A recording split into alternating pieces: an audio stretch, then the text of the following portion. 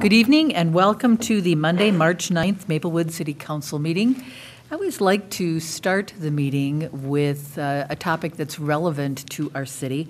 And tonight, watching and reading the coverage about the coronavirus, a few thoughts come to my mind.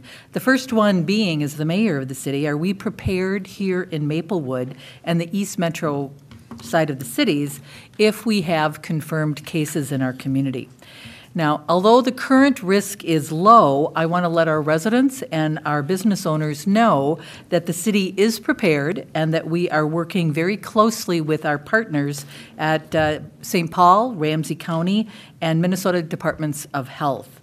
I am very pleased to report that today the Minnesota legislature, actually it was in the Senate, approved a $21 million proposal to reinforce our response network to manage the virus. And they did so unanimously. So you know that they are taking it seriously by the fact that our Senate could vote on something unanimously. So through the leadership of our emergency management director and with guidance from the city's health inspector, we have developed here in the city a multi-layered plan that can scale up depending on the situation's severity. We are prepared. What can you do to protect yourself? It may seem very simple as a deterrent, but we are urging everyone in the community to remember to pay attention to washing your hands. I know we're going to have to change some habits. I was out before our meeting and I was shaking hands with multiple people and someone, thank you, reminded me we have to do the elbow bump instead of shaking hands, and I did go and wash my hands again before the meeting. So we are going to have to change some of our habits, but that is a very simple thing that we all can do in terms of trying to keep this virus in check. Another thing that we can do is when we're sick, we can all stay home. They sound like minimal kinds of things. They're very basic, but they are definitely deterrents. It's also important to wipe down common areas and to cover your mouth and nose when you sneeze or cough. There's a lot of information swirling and the media just really is focused on in our local community, but what's happening nationally and internationally as well. If we follow some of these basics, I think that we empower ourselves and we can go a long way in controlling this. A couple of points about the virus. The coronavirus, or COVID-19, is a respiratory virus with symptoms that are similar to the flu. They include coughing, shortness of breath, and fever. The most recent research is showing that wearing a mask won't help prevent getting the disease, but if you are sick, wearing a mask can help you from infecting others. While there isn't currently a vaccine, let's not forget that this is also flu season. There's still time to get an annual flu shot. The flu season can last through May, and this is a crucial time to maintain the highest level of health that we can possibly. With the coming of warmer weather, that may help slow the spread of coronavirus, but there isn't any guarantee about that. So, for the best information and resources, our communications director has put information on our website, including links so that you can get instant information by going on to the city's website and follow those links. We are also going to, at our next council meeting, I've asked our emergency management director, Steve Lucan, to do a formal briefing for the council, for our residents and for our business owners about what we're doing. But in the interim, before our next council meeting, which is in 2 weeks, please check out our city website. Mr. Sharon, do you want to step up to the microphone and can you tell people where they can find the information on our website? Yeah. For folks watching at home, Sharon. it's right on the front page. It's Okay. right on the front page of the website. Thank you very much. So with that, ladies and gentlemen, let's move on to the Pledge of Allegiance. I pledge allegiance to the flag of the United States of America and to the republic for which it stands, one nation, under God, indivisible, with liberty and justice for all. City Clerk Sint, would you please do our roll call? Councilmember Juniman. Here. Councilmember Neblett. Present. Councilmember Smith. Here. Mayor Abrams? Here. And Councilmember Knudsen is not joining us tonight. Thank you very much. Council members, let's look at the approval of the agenda. Do I have a motion? So moved. Second. Moved by Neblett, seconded by Smith, the approval of the agenda. Is there any further additions or, Councilmember Juniman? Thank you, Mayor. 2 council presentations, the Maplewood Public Safety Citizens Academy and our annual spring cleanup.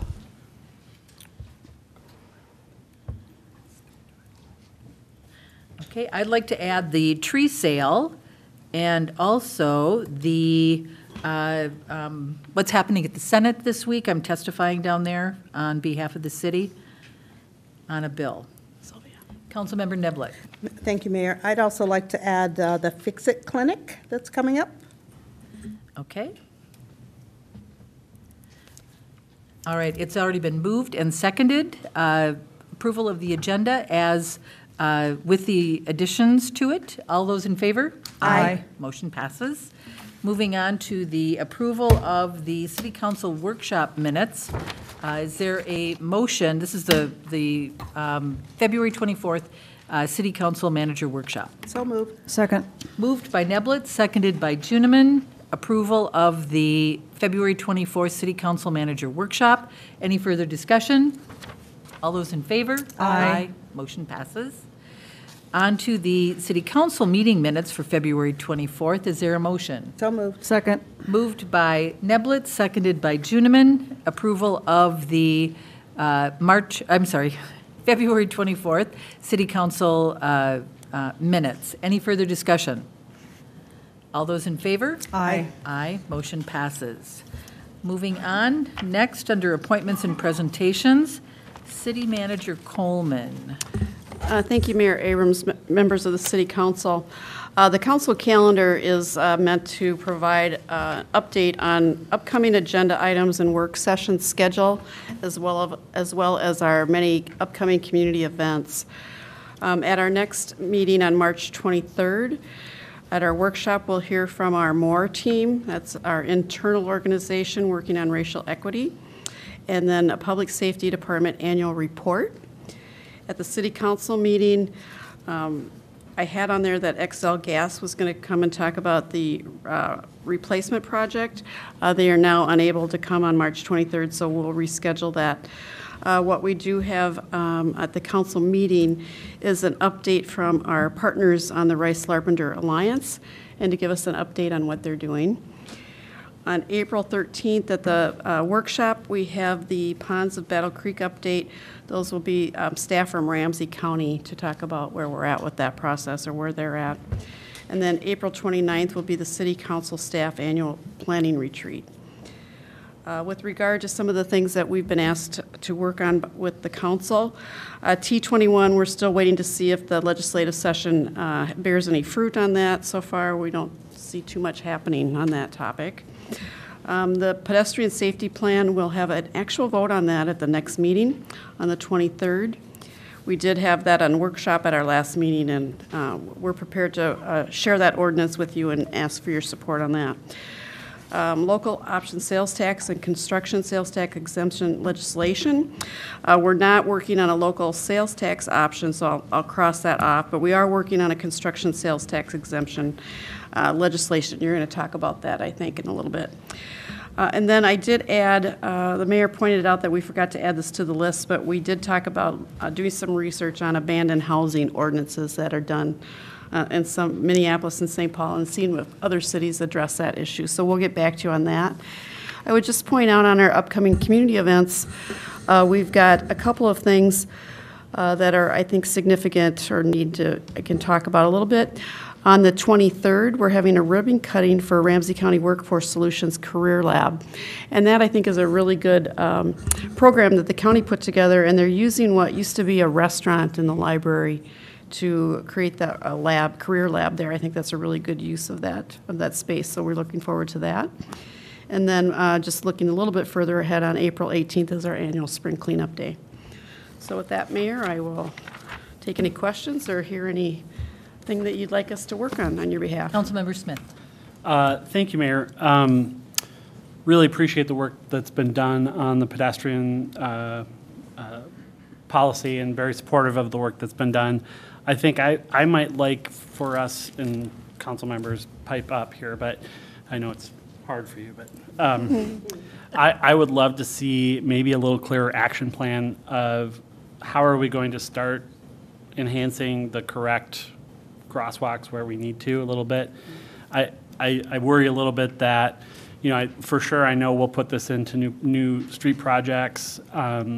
Totally get that, but I do think there are some existing areas that we should probably prioritize, and I don't want that to drag on for years. And I think we talked about this in the workshop a little bit, but if there's resources that we need to think about putting towards that for this year or next year, I'd like to have an idea what that is and be able to expedite that. So maybe as part of that presentation, to at least have a beginning into that and then start to get a more solidified plan together. Councilmember Smith, let me suggest that I too am very supportive of this, and thank you for bringing this to the council. One of the things that I was concerned about when we talked about this was that we identify the most dangerous crosswalks that we have in our city and that we have a plan to work on those.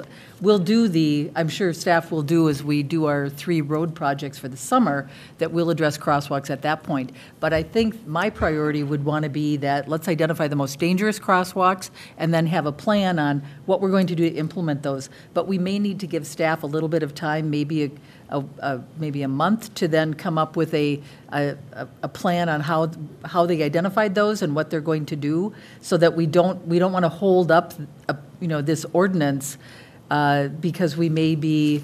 Oh yeah, does that make sense? I agree. I'm Okay. not suggesting that we don't vote on the ordinance until we have the plan. Okay, I good. just want to make sure we have the proper amount of encouragement to get a plan as soon as we can. Yeah. I think that that's important because we will be in road construction season very Agreed. soon. No, and we want to get those the most problematic crosswalks addressed this year would be Yeah. really nice. So I mean, I would almost say if we could just start tracking to this in our kind of issue tracker as Yep, kind I'll of add a it. pedestrian Okay. action plan. Sure. I don't feel like we have to have it to vote on the ordinance. It just seemed Okay, like it might good. Okay. make sense to at least have a beginning there, but I don't think it has to be done by then. Good idea. Okay, seeing no other lights, then we're on to council presentations. Councilmember Juniman, you have 2 items. Yes, Mayor, thank you. First of all, a reminder to everyone that Saturday, April 18th, from 8 a.m. to 1 p.m. at Aldrich Arena, the annual spring cleanup. After this nice weekend that just passed, I presume you've found some things that might have been looming under the snow piles in your yard, or you went in your garage and went, how did this happen? So you have one more time, you have an option, April 18th. We do recycling as much as we can. There's trash, there's electronics to get rid of. All those things, you can come and do it at Aldrich Arena between 8 and 1. And then secondly, it's in the Maplewood Living, but I hope you've all noticed that Maplewood is going to have a Public Safety Citizens Academy. We used to have a police academy, which we haven't had for several years, but now it's public safety, both police and fire. And Mayor, I was thinking maybe Commander Shortreed could address that. Commander Shortreed, would you please comment on that? Mayor Abrams and members of council, that is correct. Starting on Thursday, April 2nd, and for 6 consecutive weeks every Thursday, the police and fire department will be collaborating on a Maplewood Public Safety Academy. This was something that Chief Nadeau had suggested early last year, and with all the other stuff that we were working on, we just didn't get a chance to get it off the ground. So this point in time, working with Chief Lucan from the fire department and the police department staff, we'll rotate every week. One week it'll be a police topic and then a fire topic until we get to the end, and then there'll be a short graduation ceremony. Right now, as Councilmember Juniman states, it is on the city website. It was in the Maplewood Living, but any interested Maplewood residents or anybody who works in Maplewood can go to www.maplewoodmn.gov/academy, and there's a short online application. We'll go through the process with them once they submit that. Okay, thank you very much. Thank you, Anything Mayor. else? No, thank you. Okay, I had 2 items I wanted to bring up. One is the tree sale that's coming up. I just got an email, and so did I know Councilmember Smith, because we bought trees last year. You can purchase reduced cost trees through the city. It's on our website. They're a variety of trees. One of the reasons that we started this was because our canopy is going to be changing in our community as a result of the emerald ash borer. We're going to be losing a lot of emerald ash trees, and I think we've heard anywhere from 10 to 15 years from now, all of the ash trees will be gone because of the infestations. There's also an issue with a fungus in some pine trees that is kind of going through the metro area, and so we're encouraging people through this tree program that you can buy trees for your homes. It's on our city website, and I have to say that the trees last year were really excellent. I put in a birch and also an everberry shrub in my yard, and I was very pleased with the quality of them. But now's the time really to do that, because it takes a while for the trees to grow, but I think that these trees are like 8 to 10 feet, so it's a nice starter tree, and that way it can get established in your yard in the event that you're going to lose some of these trees, and that way we're kind of planning for the future. And I think your cost would be $40, and then the city is also matching that cost as well to encourage our residents to participate in this tree program. So now's the time. There will be 2 dates. It's right on the website when you can pick up your trees and then get them planted. So. Also, I wanted to comment that I, along with City Manager Coleman and Public Safety Director Nadeau, I will be testifying at our State Senate on Thursday morning. The council last year approved a reconfiguration of our fire departments and building a new fire station. And what we are seeking from the legislature is a construction sales tax exemption. The proposed fire station is $10.7 million. If the legislature approves this legislation, we would save on the sales tax for the construction materials about $500,000. And so we're along with a number of other cities who are doing these major projects in their cities, where we're seeking an exemption just on the sales tax for the construction materials. So we'll keep you posted, and we'll all keep our fingers crossed that we will get that from the legislature, because it will be a real cost savings for our residents. So, Councilmember Neblett, you have an item 2, the Fix-It Clinic you wanted Yes. to talk about? Thank you, Mayor. On Saturday, March 28th, from 10:30 a.m. till 1:30 p.m., Ramsey County Library, our Maplewood Library, is having a Fix-It Clinic. It is an opportunity for you to bring things that might be broken that you have lying around. Instead of putting in the trash, come and fix it. And the clinic is where you can get free assistance to broken repair items, and bring in small household appliances, clothing, electronics, and more. Fix-It clinics are family-friendly events, and for a list of what to bring and additional clinic locations, you can visit RamseyCountyRecycles.com. So that is March 28th at our Maplewood Library. What are the times on that? 10:30 a.m. to 1:30 p.m. So it's a good block of time. That's good timing. If you go to the Fix-It Clinic and it's hopeless, you can bring it to the cleanup on the 18th of April. And recycle it if it can't be fixed. Good plan. Okay, we are completed with our council presentations. We move on to the consent agenda. Is there a motion on the consent agenda? Councilmember Juniman. Thank you. I would like to pull 5 for questions and highlight 8. All right. Please. Then with that, let's start with 8, resolution accepting donations for the Nature Explorers I Program. think we should just thank the people. We don't have to give the amounts necessarily, but thank the people. Okay, City Manager Coleman, do you want to do that one? Members of the council, Mayor, we have been asking for our residents and others to give donations to the Maplewood Nature Center Explorer program. And this month, we have 8 people who have donated $550. Do you want me to read the names? Yes, please. Okay. Robert Allitz, James Beardsley, David Hensler, Kathy Jacobson, Robert Jensen, Camille Johnson, Ellie Paulseth. Thank She you, Ms. sounds familiar. Paulson. Thank you. And Linda Quarterer. Quarterer? Anyway, thank you to all the folks who have donated to the Nature Center. Those monies will be spent on primarily sponsors for children that can't afford to attend the programs. And this is an ongoing program. Right. Thank you. And it's not too late to donate. That's right. Thank you very much. G5, City Clerk Sint, do you want to tee this up for us, please? Thank you, Mayor and Council.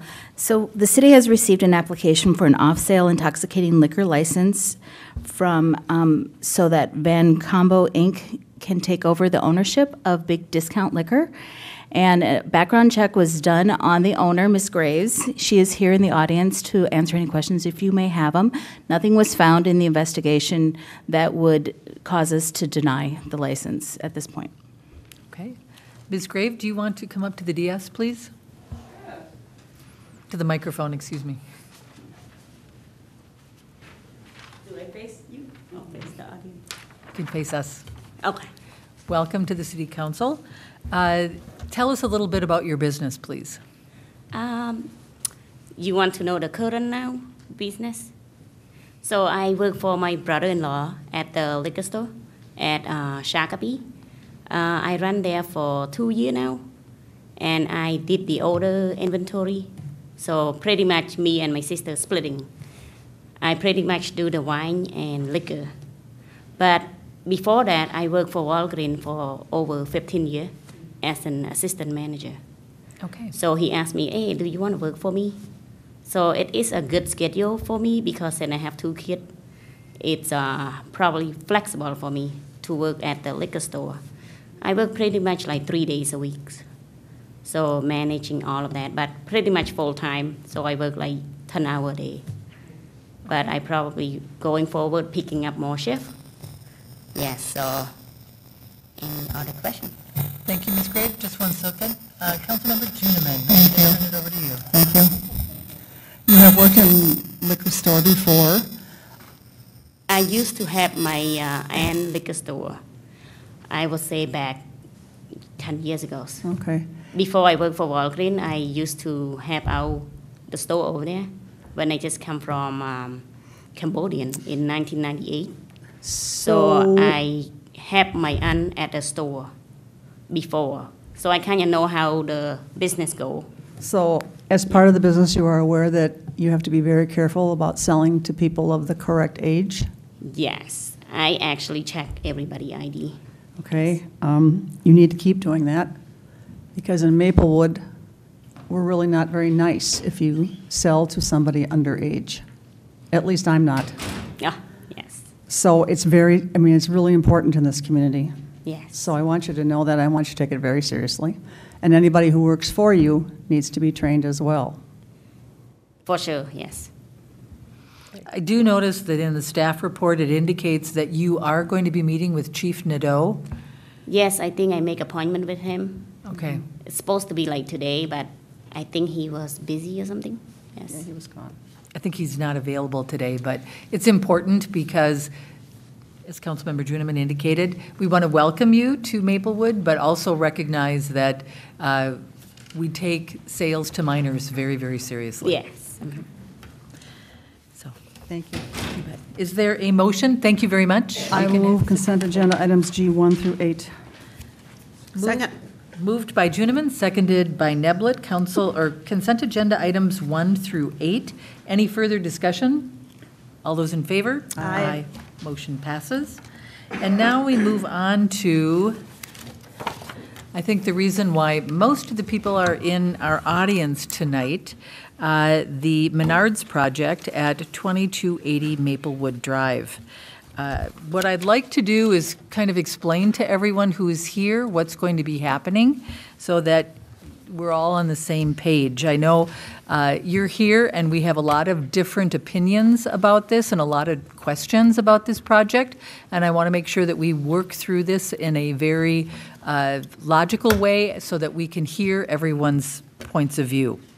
The first thing that's going to happen is we are going to have a staff report that is going to, Mr. Thompson is going to be giving the staff report on this project, and then the City Council will ask questions of Mr. Thompson. When we are all done with those questions, City Clerk Sint will go to the back of the room and we'll get the sign-up sheet. If you would like to present tonight, you need to sign your name on the sheet in the back of the room so that when Ms. Sint brings it up for the public hearing, when I open the public hearing, all of those on the list will have an opportunity to speak. If you are together as a group, if you could identify maybe one or two folks who have the same point of view, I want to make sure that we get everyone's point of view heard, but it makes more sense if we have one or two people representing a group. It just makes things a little bit more clear so that we can make sure everyone gets heard tonight. So everyone who wants to talk, will have that opportunity to share their opinions.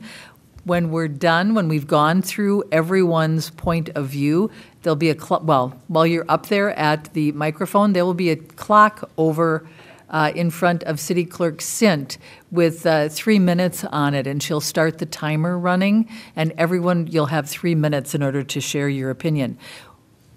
During the public hearing, we don't answer questions, and we try not to interrupt you. We want to hear your points of view. When we're all done with the public hearing, I will close the public hearing, and that's the point with any questions that you have that you need from staff. Anything that comes up during the public hearing will be directed to staff to answer, and the council may have some additional questions at that time as well based on the public hearing. Do we have representatives from the design review out there? Okay. We will have a representative from Design Review also present. Is there anyone from Planning Commission that's here? Okay, so it's just Design Review. We'll have, a representative, a commissioner from Design Review speak. We'll also give an opportunity for Menards to speak, and then we will have council comments and any additional questions. And then there are a series of motions that are before the council, and we will be considering those after all of that happens. So with that, we are going to start with the staff report from Mr. Thompson. So I'll turn it over to you. Thank you, Mr. Thompson. Madam Mayor, members of the council. So as you introduced, this is a development application that we have from Menards for their site that is currently located at the intersection of Highway 36 and Highway 61. This slide does then reference the 8 different land use requests that are part of Menards' application to the city, and I'll talk about each of those as we kind of walk through the plans being proposed by Menards and each of these particular items. Just a kind of a brief overview of the site itself. So Menards has their existing site and building on their property. That property is guided in our comprehensive plan for mixed-use community, and then that is currently zoned light manufacturing. So the retail, commercial, contractor yard use that is on that site is consistent with the current zoning of the property and also consistent with the comp plan. Menards is looking to purchase 6 single-family residential homes directly to the south of their existing site, the parcels that are highlighted in yellow on this map.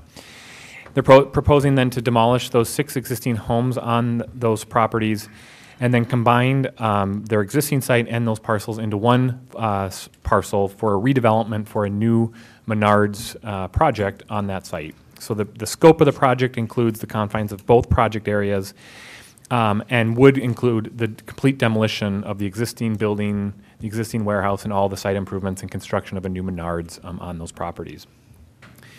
To accommodate the request, they are requesting both an amendment to our comp plan to change the land use guidance on those 6 residential homes from low-density residential to the same mixed-use community, and then a corresponding rezoning of those properties to the same light manufacturing as their existing parcel.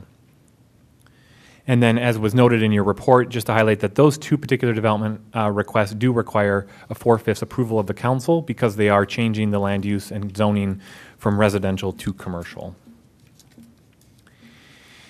So one of the first items that Menards is requesting is an amendment to their existing conditional use permit. So both the exterior uses, there's a kind of a storage yard on the property today. So that is a conditional use within the manufacturing zoning district, as well as any commercial building that's located within 350 feet of a residential property is also a conditional use. So the site currently operates under a conditional use permit.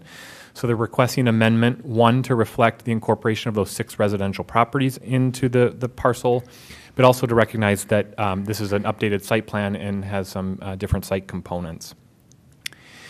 So because there is an existing conditional use permit, there are a number of existing operational requirements that are ongoing requirements for Menards that would continue to carry through. So those would be maintained as part of this amendment. And then there are a number of conditions that are in the CUP amendment, new conditions that are being recommended by staff. Were also reviewed by the Planning Commission and CDRB and recommended for approval from the council as, again, additional operational requirements. Just to highlight a few of them, one is that the site lighting has to be dimmed after hours. So there's requirement that the site lighting be dimmed once the store closes. And then there are a number of conditions related to the fencing on the site, mainly that the fencing that is there has to be repaired, and any of the new fencing has to be kept in good repair. And if there is any issues that the city identifies, those have to be fixed within 15 days of being notified by the city of being a problem. The same thing follows through for the landscaping plan, which I'll go through in more detail later in the presentation. But there is a condition in the CUP that says all of the existing trees and any of the landscaping that is planted has to be maintained and kept on a continuing basis on that site to provide the screening that is required. And then lastly, as I'll talk about in a little bit, also, there is a requirement that the warehouse provide a greater setback than was originally proposed by Menards.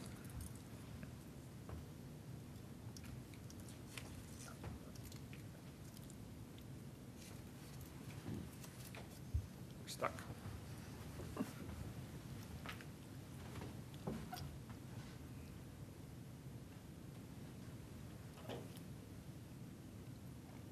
It doesn't like us. We're having a technical issue.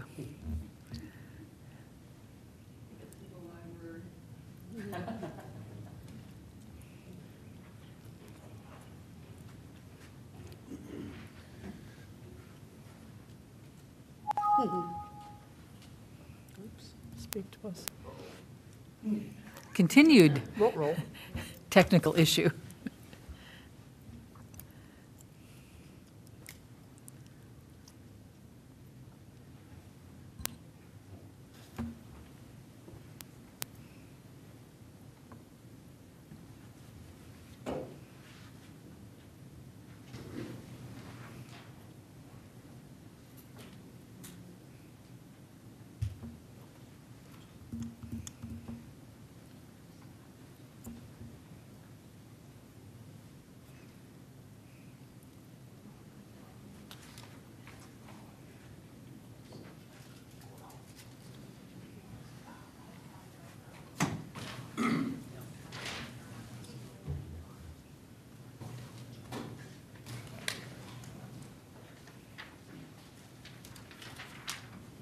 Hates us. Uh-oh.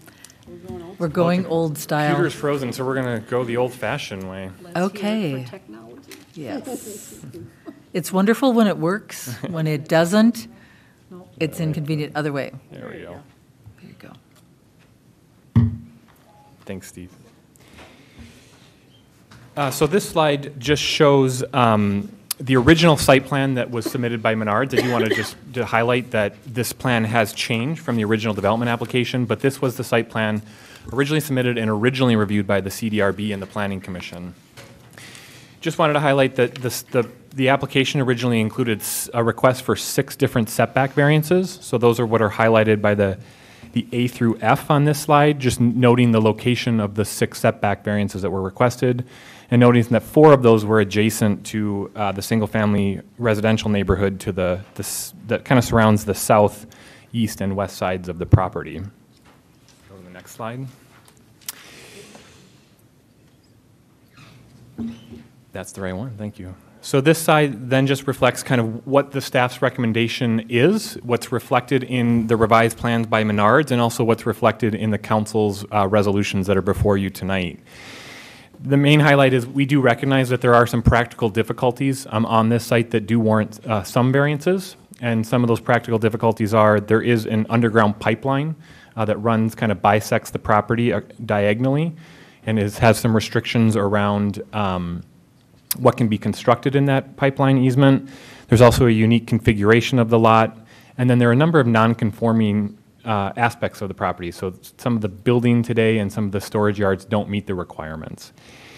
So based on that, we are recommending approval of 2 of the variances that don't directly impact the single-family residential neighborhood, and that's what's noted on A on this site plan, so a reduced setback from the building from Maplewood Drive, and then what's noted as C, which is an existing setback from the building to the east property line. Again, that's an existing condition of the existing building that would just be maintained after construction of this. We are then recommending denial of the 4 variances that directly abut or adjacent to those single-family homes. So items E, B, C, and F as a new condition, all of those would be denied under the application and would have to meet the current ordinance requirements for commercial properties. Just to highlight that what this effectively does is it moves the warehouse building from what was a 0-foot setback to a minimum required setback of 30 feet from the County Road B frontage. Staff recommended that for a number of reasons. 1, it preserves a number of existing trees that are on the south side of the property.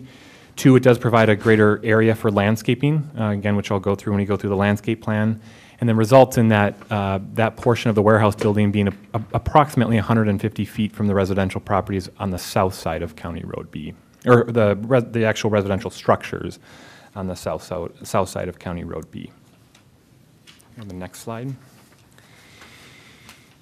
The property is also located in the Shoreland Overlay District. This just shows the extent of the Shoreland District, noting that the existing site, again, is grandfathered in or is non-conforming. But you can see the portion of those residential properties that are within the Shoreland District, and noting that our code does allow up to 60% impervious coverage within those areas. If you provide enhanced or a kind of greater stormwater management than is otherwise required. Menards is requesting a variance above that 60%, up to 80%, again with that kind of bonus of providing additional stormwater management to treat that stormwater that's associated with that increase in impervious surface.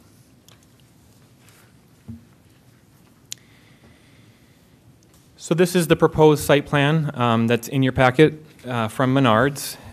Just to make a couple notes on the actual site plan. They would maintain 2 primary access points from Maplewood Drive into the parking lot. And so the parking lot is on the west side of the site. The building is kind of oriented diagonally. That building location is fairly set because if you can see the red dashed line that's kind of located just west of the building, that represents. Do you have a pointer so that you could identify some of that? I think that would be easier, especially for people who are at home.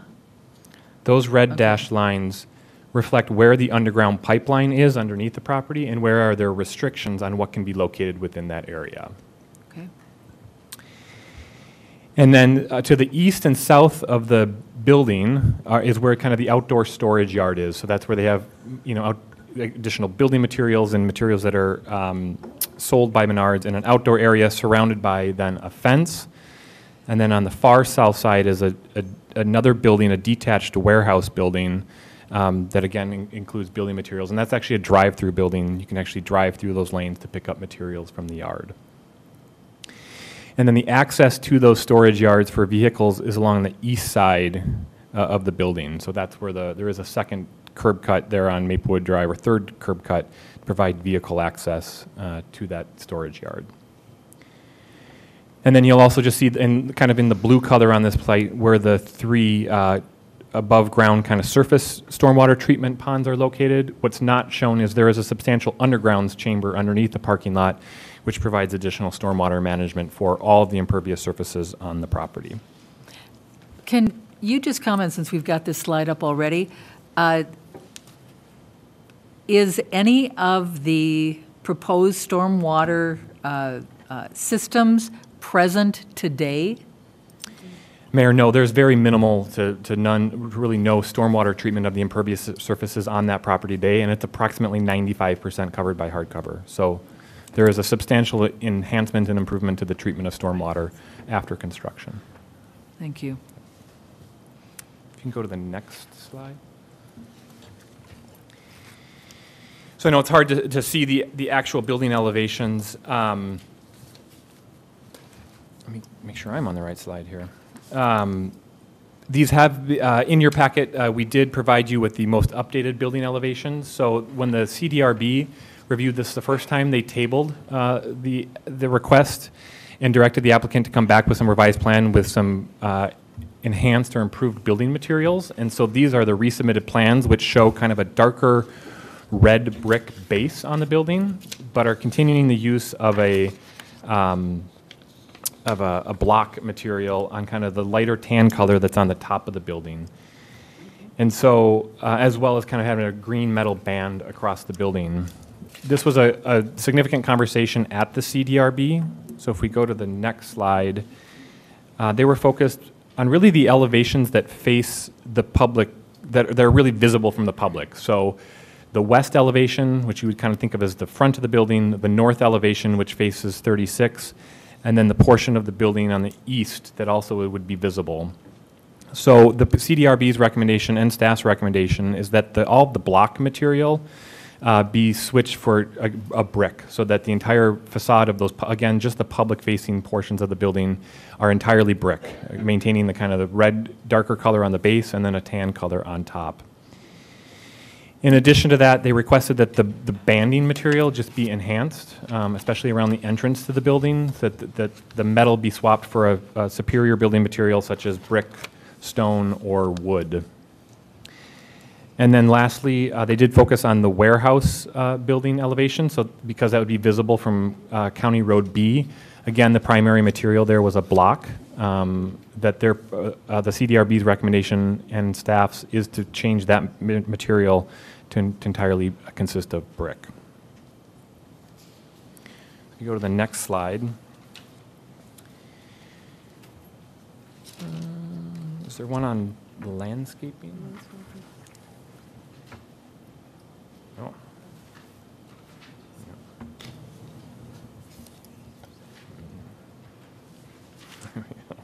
Thanks, Steve. So one of the things that has changed from the original plans to the proposed plans is the preservation of the number of existing trees. So originally they were preserving 8 trees on the property, but with those increases in setbacks, they are now preserving 81 of the trees that are on the property today. In addition to that, they've updated the landscape plan, as I mentioned, to really provide, they're planting 104 trees along kind of the southern edge of the property to provide screening from the new development to those residential properties. The 104 trees are a variety of species, so they have done kind of a diversity of different types of trees. There are 9 different trees being proposed, including lilacs, crabapple, birch, maple, as well as spruce. So we've done kind of a preliminary review of that landscape plan and do feel that it is providing adequate material as well as kind of a diversity of tree species on the site. It will be hard to see on this plan, but the one gap that will exist along County Road B is within that pipeline easement area. So the easement doesn't allow for the planting of trees. So back along County Road B, there is a full vegetative buffer between the fence or the building and the street, but there would be a gap within that easement area because the easement doesn't allow for planting of landscaping. If we go to the next slide. Can I ask a question? This particular slide doesn't appear to have all 3 holding ponds on it? Or maybe it's just so small, am I missing it? Oh, that looks like the old site plan. Yeah. Okay, Because it also shows the warehouse building in the, okay, yeah. yeah, There it is. okay. Engineering is designing on the fly. Design on the spot, yeah. So the site also operates today under an existing parking waiver. Because of the size of the building, the code requires 940 stalls, and we've granted a waiver for the existing 401. Because the store is getting slightly bigger, it increases the minimum parking requirement to 1,036 spaces. And they are again requesting a waiver to provide 420 spaces. This again was also talked about quite a bit at the Planning Commission, but recognizing that a building material store has a different parking demand generator than a kind of more traditional retailer, we are comfortable with the parking waiver down to 420 and do think it would meet the majority of the parking demand for the site. It does present a couple challenges, though, one particularly around snow storage. So, you know, the site is constrained significantly in just its size, and really it's being kind of built out to its maximum extent. And so there isn't a lot of room for snow storage. And there's been past concerns and about snow storage and runoff in general on the residential properties, and so we're cognizant of that. We think it will be substantially improved by the stormwater treatment.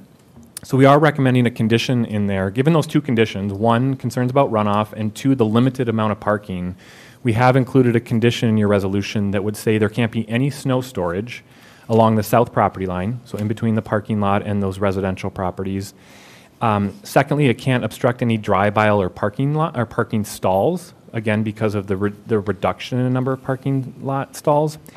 And that may cause constraints because there's not a lot of places then to put the snow. So that could be minor amendments to the site plan to decrease the stormwater, the surface ponds, and increase the underground chamber or other changes to put a place to put the snow.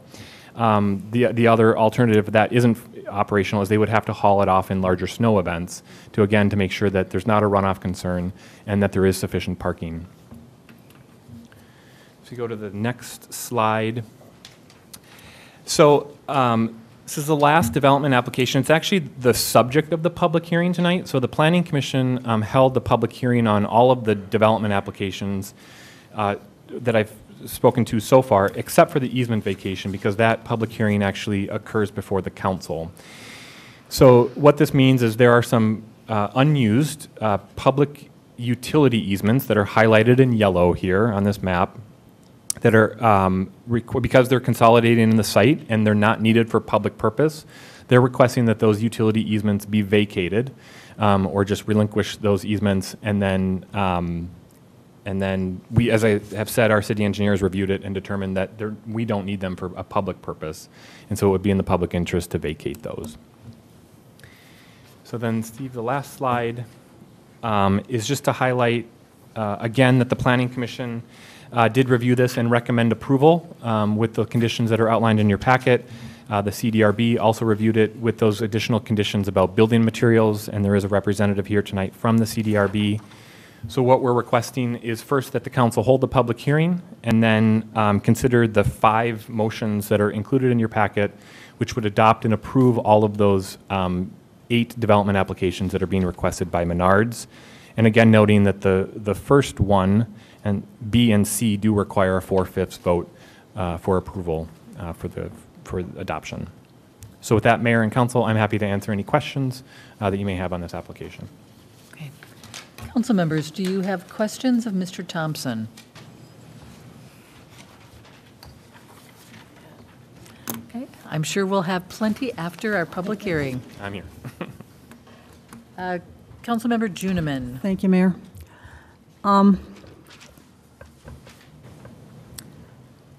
The whole idea of finally doing something about acres and acres of runoff is appealing,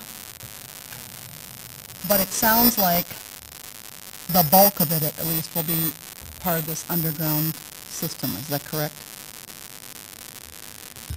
Mayor and Council, I don't know if I know the percentage of that's occurring within all 3 of those areas are providing stormwater treatment. I'm guessing it's being directed in the different areas based on how the site is graded. But yeah, there is a substantial amount that is being done underground in those storage chambers. When any business has one of these in place, is it their responsibility to maintain it and keep it clean? Mayor and council, yes. And if they fail to do that, what happens to how it functions? Maybe Mr. Love will have to answer that one. I don't know, Mayor. Mayor and council, yes, so they are required as part of the development as we move forward to enter into a stormwater maintenance agreement that requires them to maintain it. Generally speaking, it gives us also the rights to go out and inspect it and enforce the maintenance of it. What happens if they don't maintain it? The city, generally the agreements that we've done in the past gives us the right to go ahead and have that maintenance done and then assess it back to the property. Okay, thank you. And then I have one more question. More question. The new landscape plan addresses trees, as you said, a number of trees. There were a number of other things that which we can address later after the public hearing, but in Ms. Finwall's report, have those all been addressed by the applicant? We can discuss it later, but yeah. I'm just wondering. Mayor and council, generally, yes, and we would, Okay. of course, do the final review of the landscape plan to make sure they're complying with all of those before we issued any permits for the project. Thank you. That's it for now. Okay, I know. I'm sure there will be many questions afterwards. But, City Clerk Sint, can I have the list, please? Is there anyone else who would like their name added to the list? Okay, then with that, I am going to open the public hearing concerning the Menards 2280 Maplewood Drive proposed project. Our first person listed is Cesar Lima. If he would like to come up to the microphone, please. Cesar Lima.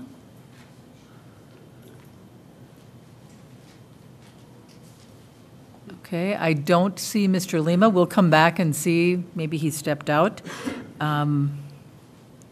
Orizorio, a resident of Little Canada. Would you like to step up to the microphone, please? You don't wish to speak? Okay. Our next resident is, it's a resident, Jean Anderson. She's not here, but I have hers. Okay. Judy Zielinski, yes. Would you like to step up to the microphone, please? Welcome to the Maplewood City Council. Please state your name and give us your address. Judy Zielinski, 379 East Eldridge Avenue, Maplewood. My sister Jean Anderson lives in our home at 2255 Duluth Street, right behind this project. My part is, although we are thinking that this new Menards store will now be approved, we are hoping that the remaining properties on Duluth Street will remain residential. In fact, we have recently received news that the 2040 comprehension plan for Maplewood has been approved by the City Council, which includes the homes on the west side of Duluth Street to remain residential. And we hope the City Council adheres to this comprehensive plan and have this neighborhood stay as it remain as it is. And I want to thank the Council for doing this comprehensive plan. We also appreciate the city staff report mentioned that all of these developments, this development would really affect the remaining neighbors. From their comments, they seemed genuinely concerned about all of us. Having the residential designation remain will help to alleviate some of those concerns. My sister is not here today. She's under the weather, but she sent me this to read. Hello, my name is Jean Anderson, and I live at 2255 Duluth Street. What I want to address tonight is the fence in back of our house. This fence is very old and not in good shape, has holes in parts of it missing, and we can see lights through it. When the proposal was made and then final contractor, the Menards, is requesting, she didn't see that the new fencing would be included in that old fencing. She thought it would be just left as it is. Now I heard that it might not be so. And we want this to be, in fact, put in and included, and also have landscaping. This is behind Duluth Street properties, which doesn't, it's not along County Road B, but we also see the fence. We also want to have that. And I had on my note in one of the packets that it was a 50-foot setback, not a 30-foot behind the houses in Duluth Street, and I wanted to make sure if that's still in effect or if I was wrong in writing that down. So thank you very much for your time. Thank you, Ms. Zielinski. Next, we have Jose Hernandez. Would you like to step up to the microphone? Okay. Let's see. Kevin, I'm sorry, I can't read your... Mayor Pranis. Oh, say it again? Pranis. Okay. No one. Your pen was- Pranis. All right, your pen was running out. Sure. So, thank you. Mr. Prentice, go ahead. So I'm here representing the Liuna, Minnesota, North Dakota. We represent 12,000 construction laborers across Minnesota and North Dakota, including many of our members here, including many who live in Maplewood, as well as one who lives in Apple Valley. And we're here, I think the turnout of our members here shows that we're very concerned and serious about this issue. As you may or may not know, wage theft is an epidemic problem in the construction industry in this state, as has been made clear by recent cases, including the first prosecution for human trafficking, for labor trafficking in the state of Minnesota that happened recently. In fact, recently projects in Richfield and Roseville were highlighted in an expose on TV around wage theft concerns. The reason we're here for this particular project is that we're hopeful that this Menards project doesn't contribute to the epidemic of wage theft. And the basis of our concern is a project that's happening right now in Apple Valley, where we were contacted by immigrant workers who are most often victims of wage theft. And we were contacted by one in particular because he and his colleagues were unpaid for work that they had done on that project. They were doing masonry. They were doing it in the cold. The contractor decided not to bother doing heat and cover for the project, which is not customary or good practice for construction. He was an experienced bricklayer, got tired of it, decided to leave. They didn't pay him. He tried a couple weeks later calling the company asking for his pay, and they said that if he hadn't checked out of his hotel room early enough, then he would owe them money. He then sent an email to the company asking to be paid, and their response was that, yes, they'd be happy to pay him the money they owed him, but he'd have to file as an independent contractor, which is fraud, which is misclassification fraud that they were asking him to commit in order to receive his money. He then emailed back and said, I was a worker, I was an employee, and I don't want to get in trouble on my taxes, and I would like to be paid. And he, according to our communication with him, has received no information since.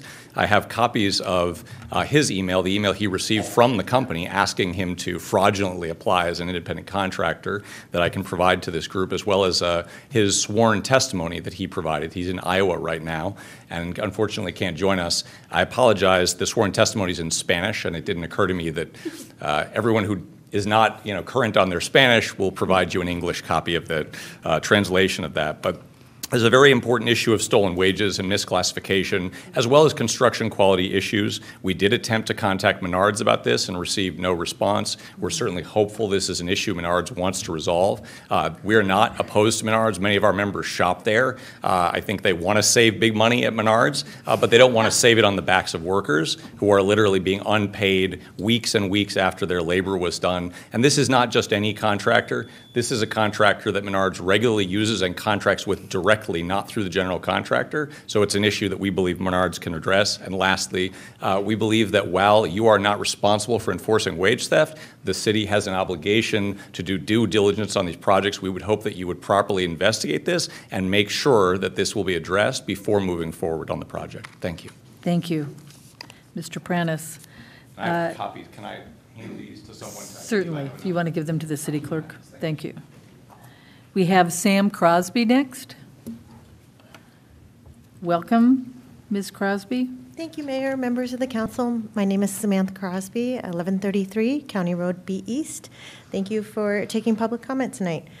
Menards is asking for a comprehensive plan amendment to expand their brick and lumber yard, a light manufacturing use, into a single-family residential neighborhood. In turn, it is not too much to ask that the development plan respect the established character of that neighborhood by providing a setback from County Road B that is comparable to the surrounding residences, particularly the ones across the street.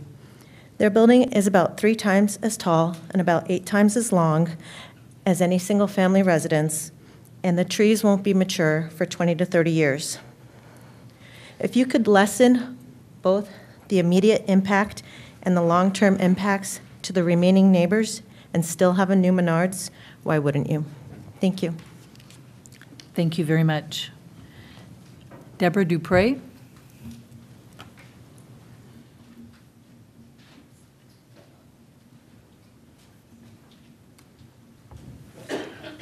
Hello, Deborah Dupre. I live at 1071 East County Road B, and I'm just on the other side of the wall from Maplewood Drive. And we just wanted, I had emailed all of you, and some of you didn't get my email, so I'm just going to read that. We just wanted you to hear our concerns about the project. We had a meeting at our home with John, the public engineer, and he explained how, because our main concern is the holding pond, and we have been severely flooded 4 times, and when he came to our home and he talked about the holding pond and the drainage system underneath the parking lot and how it will work. After him explaining all of that, we became more comfortable, but still vigilant as to whether or not we're going to have any problems, especially with the large snow mountains that Menards piles right where the holding pond is going to be, just on the other side of the fence of our property. And anyway, we're feeling much better now, but we're hoping that council keeps us in mind, that things get designed correctly so we don't have to experience this anymore. I was diagnosed with post-traumatic stress disorder due to a severe flood that we had, and it was very frightening. It just was, trust me.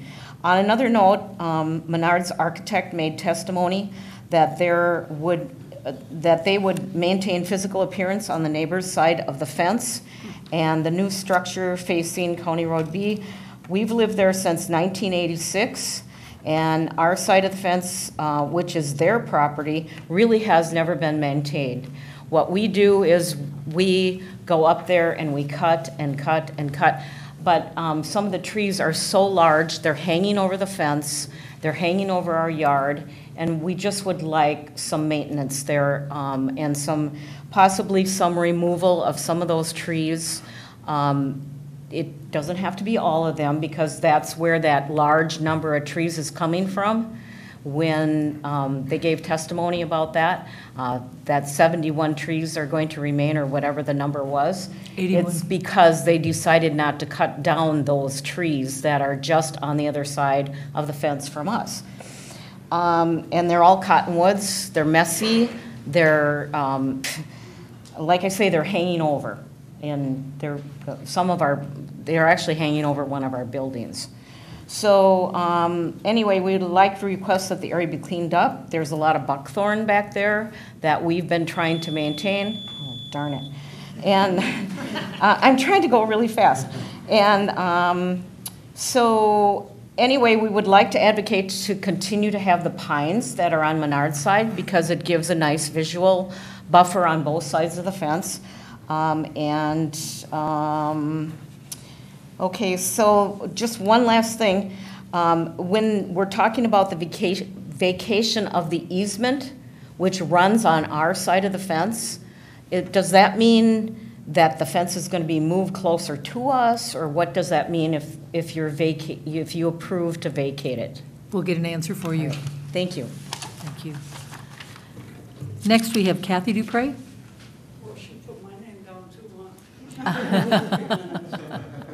You have 3 minutes. Do you want to step up to the microphone? I think you were voluntold. Kathy Dupre, 1071 East County Road B. The thing she was trying to say about the easement, when you showed that one clip where the easement goes down and then it went this way down towards us, is that berm that we call it a berm that runs in the back? We'll answer all of the questions after the public hearing. Okay. Good enough. Do you have any other questions, though? No, I don't. Okay. Thank you. We'll get an Thank answer you. for that Okay. for you. Todd Much. Okay. Welcome. Welcome. Please. I'm Todd Much from Apple Valley, Minnesota, and they're building a Menards. It's under construction now, and they've had some issues with workers there not getting paid, and I would like to see Maplewood not run into such a issue as they did in Apple Valley. I'm a laborer for 35 years, and everybody deserves to be paid. Agreed. So, thank you. Thank you, Mr. Much. We have Taryn Fishback.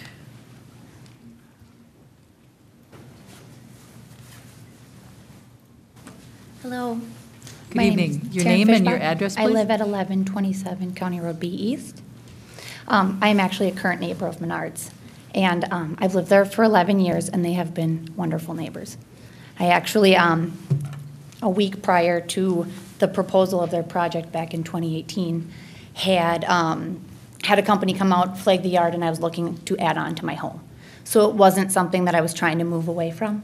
I was very open to keeping them as a neighbor for a lifetime. So I said they've 11 years, and I've never had an issue with them. They're quiet at night. Their lights aren't obnoxious, and I've never had an issue. So I know there's a lot of people that are concerned with them expanding and how they are going to impose on their views and what they're going to see. It's a private fence. It's really been nothing that has caused an issue for me. So, thank you. Thank you very much. We have gone through everyone who signed up on the list. Is there anyone who would like to be added who has a point of view that they'd like to share tonight? Sir, would you like to step up and please state your name, and I'll add it to the list.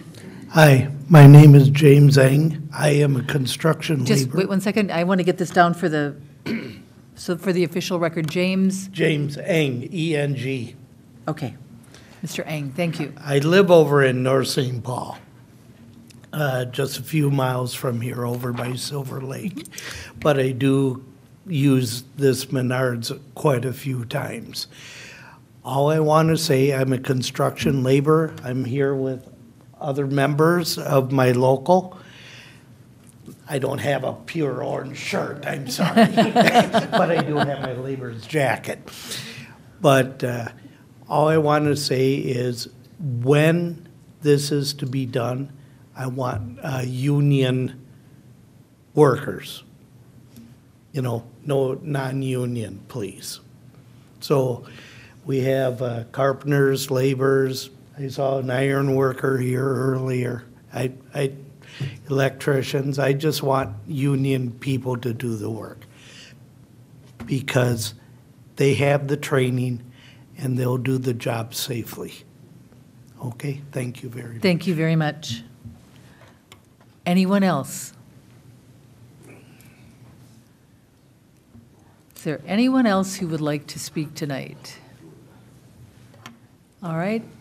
Seeing no one else, then what I will do is I will close the public hearing.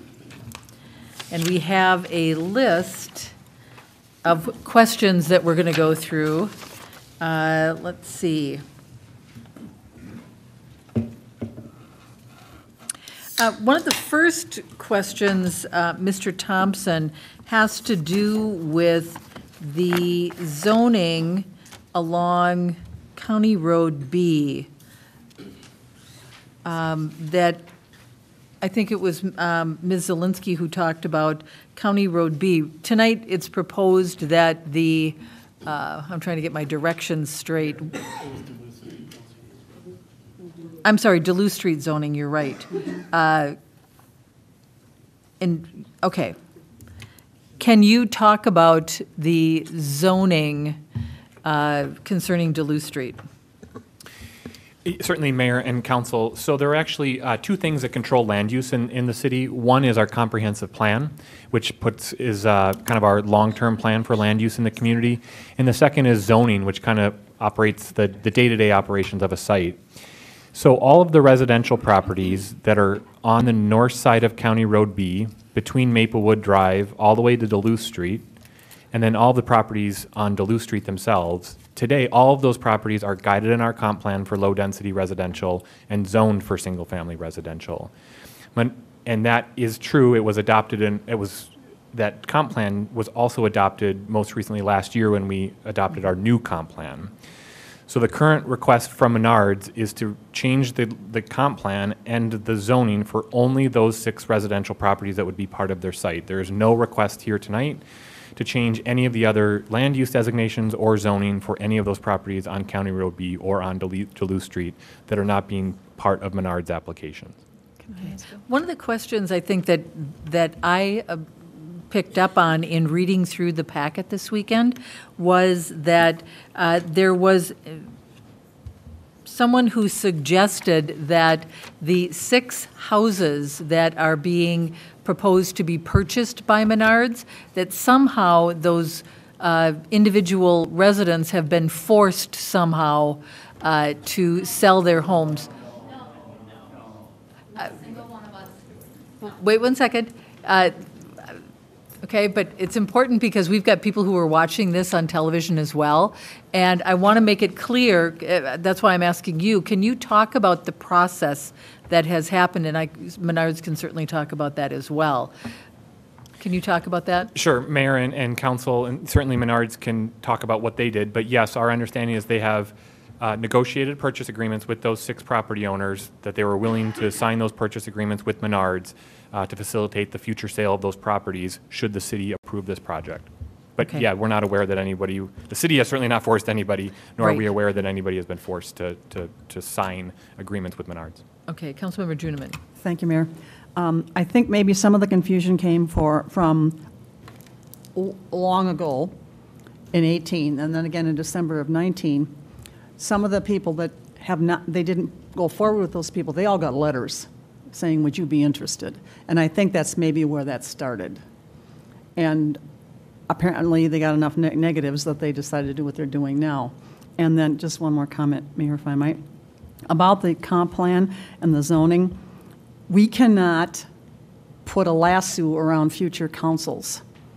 But it is always our hope, and certainly this time, this is probably the best comp plan that's ever been done in the city of Maplewood, that future councils would adhere to it just as we have. That's the intent of having a comp plan. But we can't put anything legal in place, it's my understanding, that says you may never, because that's tying the hands of somebody new sitting in these chairs.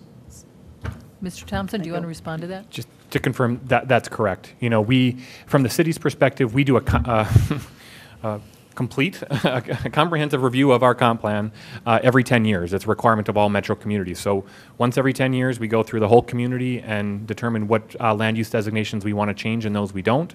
And so that's our opportunity for a comprehensive review. And then, yeah, most of the things that happen in between those 10 years are anything that's driven by a particular developer or request from a property owner to change it as part of a development application.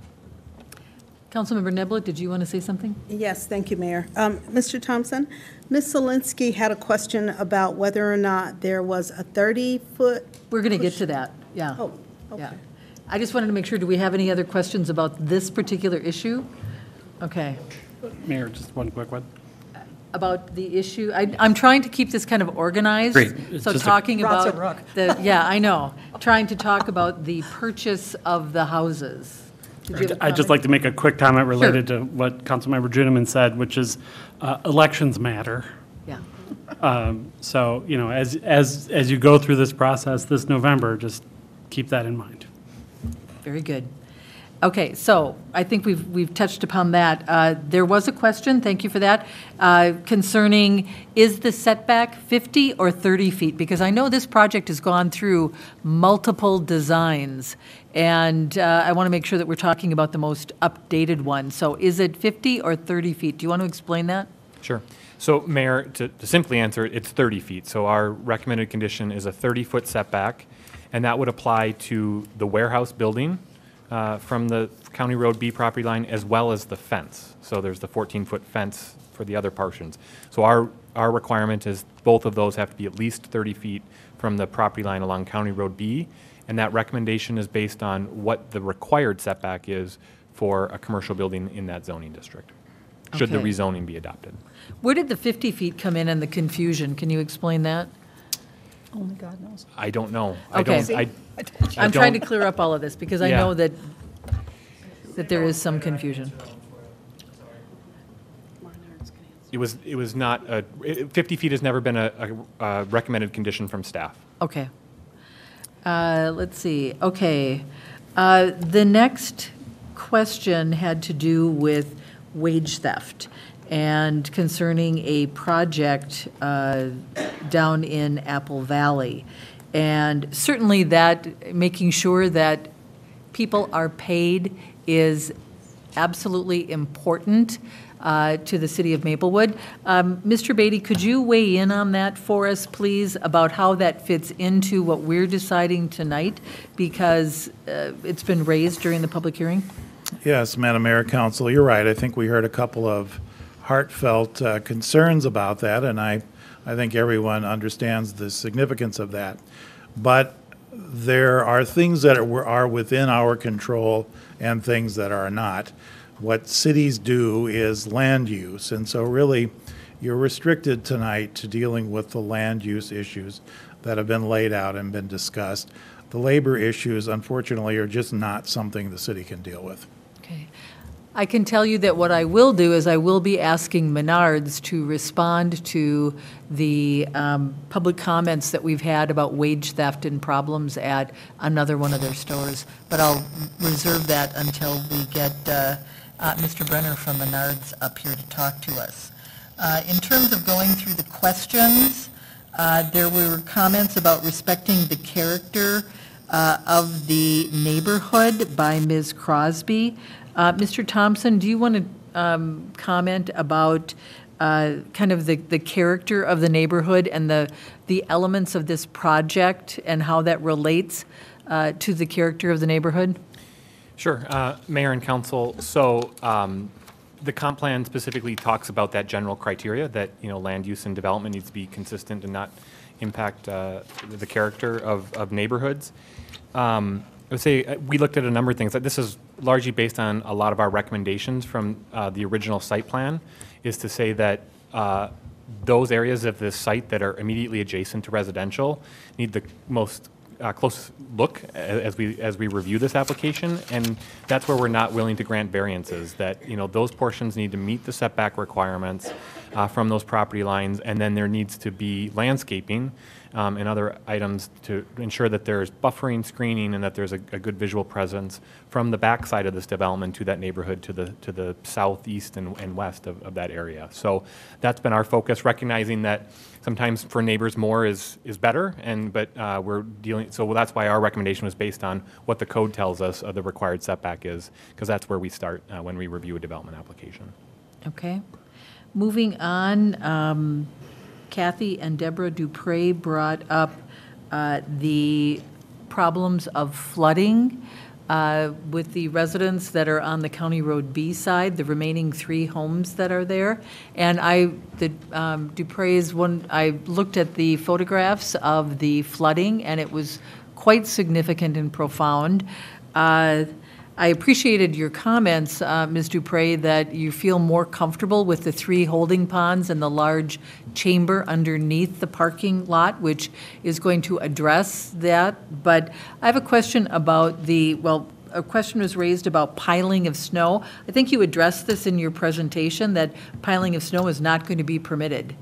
But my question is it okay to pile up the snow on the holding pond that is directly behind the Dupre's residence? Would one of you comment on that, either Mr. Love or Mr. Thompson? They're drawing straws. Okay.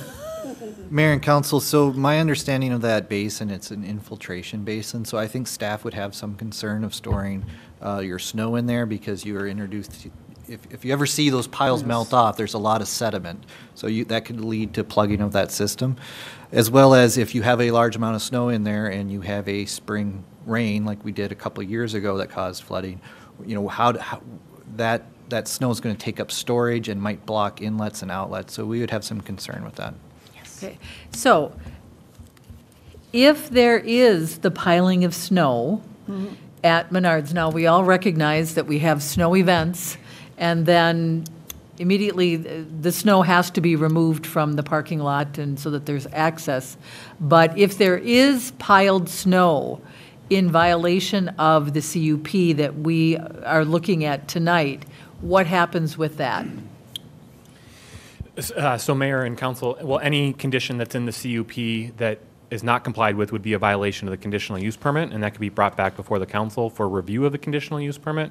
And if there's a substantial violation, the council does reserve the right to revoke a conditional use permit for non-compliance with the conditions. Okay.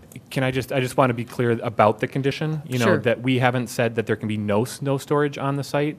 What the condition says in your packet is there can't be any snow storage on the south side of the parking lot, between the parking lot and the residential properties, and there can't be any storage within the drive aisles or the parking stalls. So there's really not a lot of other places on that site to put it, They could put it in because it stores. can't go in the right of way. That's why I say, if there's operational things that they're able to do on the site to haul it off during bigger snow events, or slightly revise the site plan that smaller events could actually be piled on site outside of those areas.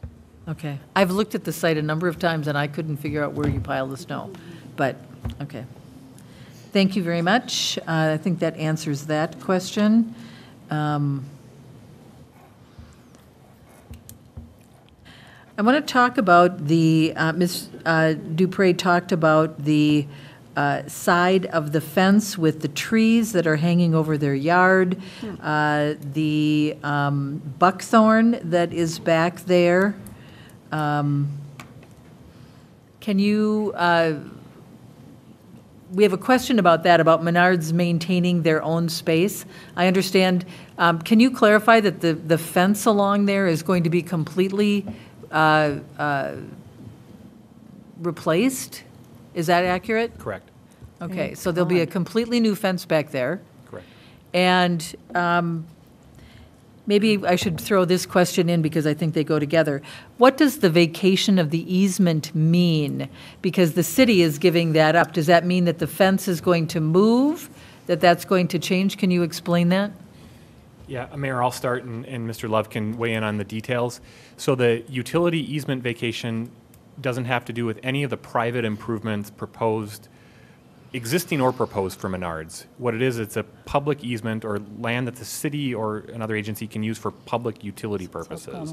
My understanding is that there's a sanitary sewer line underground in there today that will no longer be needed, and it's going to be abandoned. So that's the need for, or the lack of need for needing that easement after the project is constructed. It doesn't impact any of the private improvements by Menards. Okay, so my question then about the new fence that is going to be replacing the old fence that hasn't been touched since 1986, is that new fence going to be replaced in the same exact location as the 1986 fence? So, Mayor and Council, that's what's shown on the plans, is it being in the Okay. same location. Whether there's an agreement that the neighbors want it on the property line and Menards is okay with moving it, I don't know, but as it's shown on the plans today, it's in the same location. Okay, and then in terms of the buckthorn that's back there and the trees that are overhanging the fence, which really is a nuisance for the neighbors, what can the neighbors expect about that?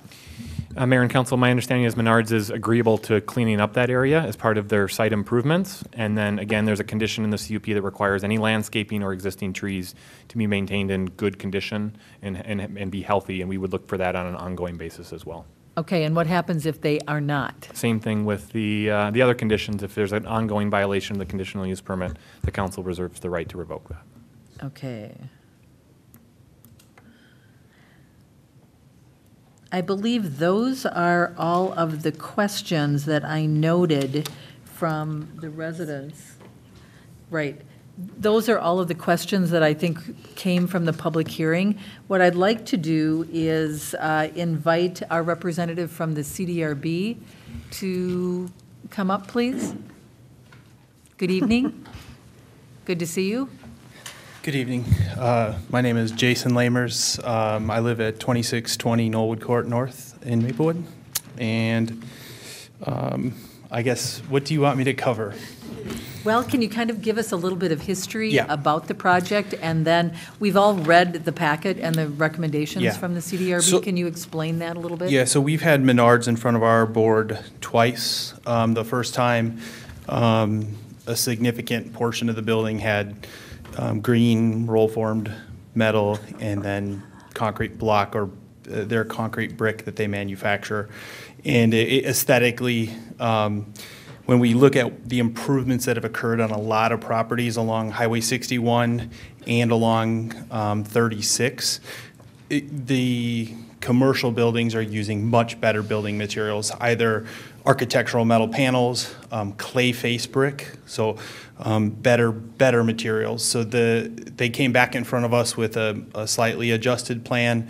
They added some brick on the base of the building, but majority of the facade was still a concrete brick or a concrete block material. And so we maintained the position as a board that all the masonry that would be on what would be the front of the building, the side of the building to the north, and then as it wraps around until it comes up to their storage yard, that would all be a clay brick material. The coloration that they had we were acceptable of that. It was more the material. And then additionally, the properties that would be along County Road B, their storage building that's a 30-foot setback, they were proposing doing concrete materials on that facade as well.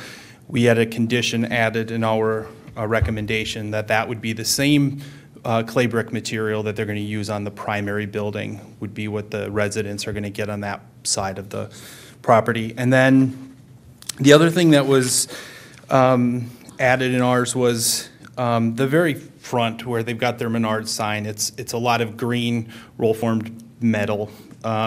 We gave recommendations in our very first meeting with them with addresses of properties where they had masonry facades in that front. And so our recommendation was that all of the green roll-formed material that's on that front entrance of the building would be replaced with either stone, clay brick, or an improved building material from that green roll-formed metal.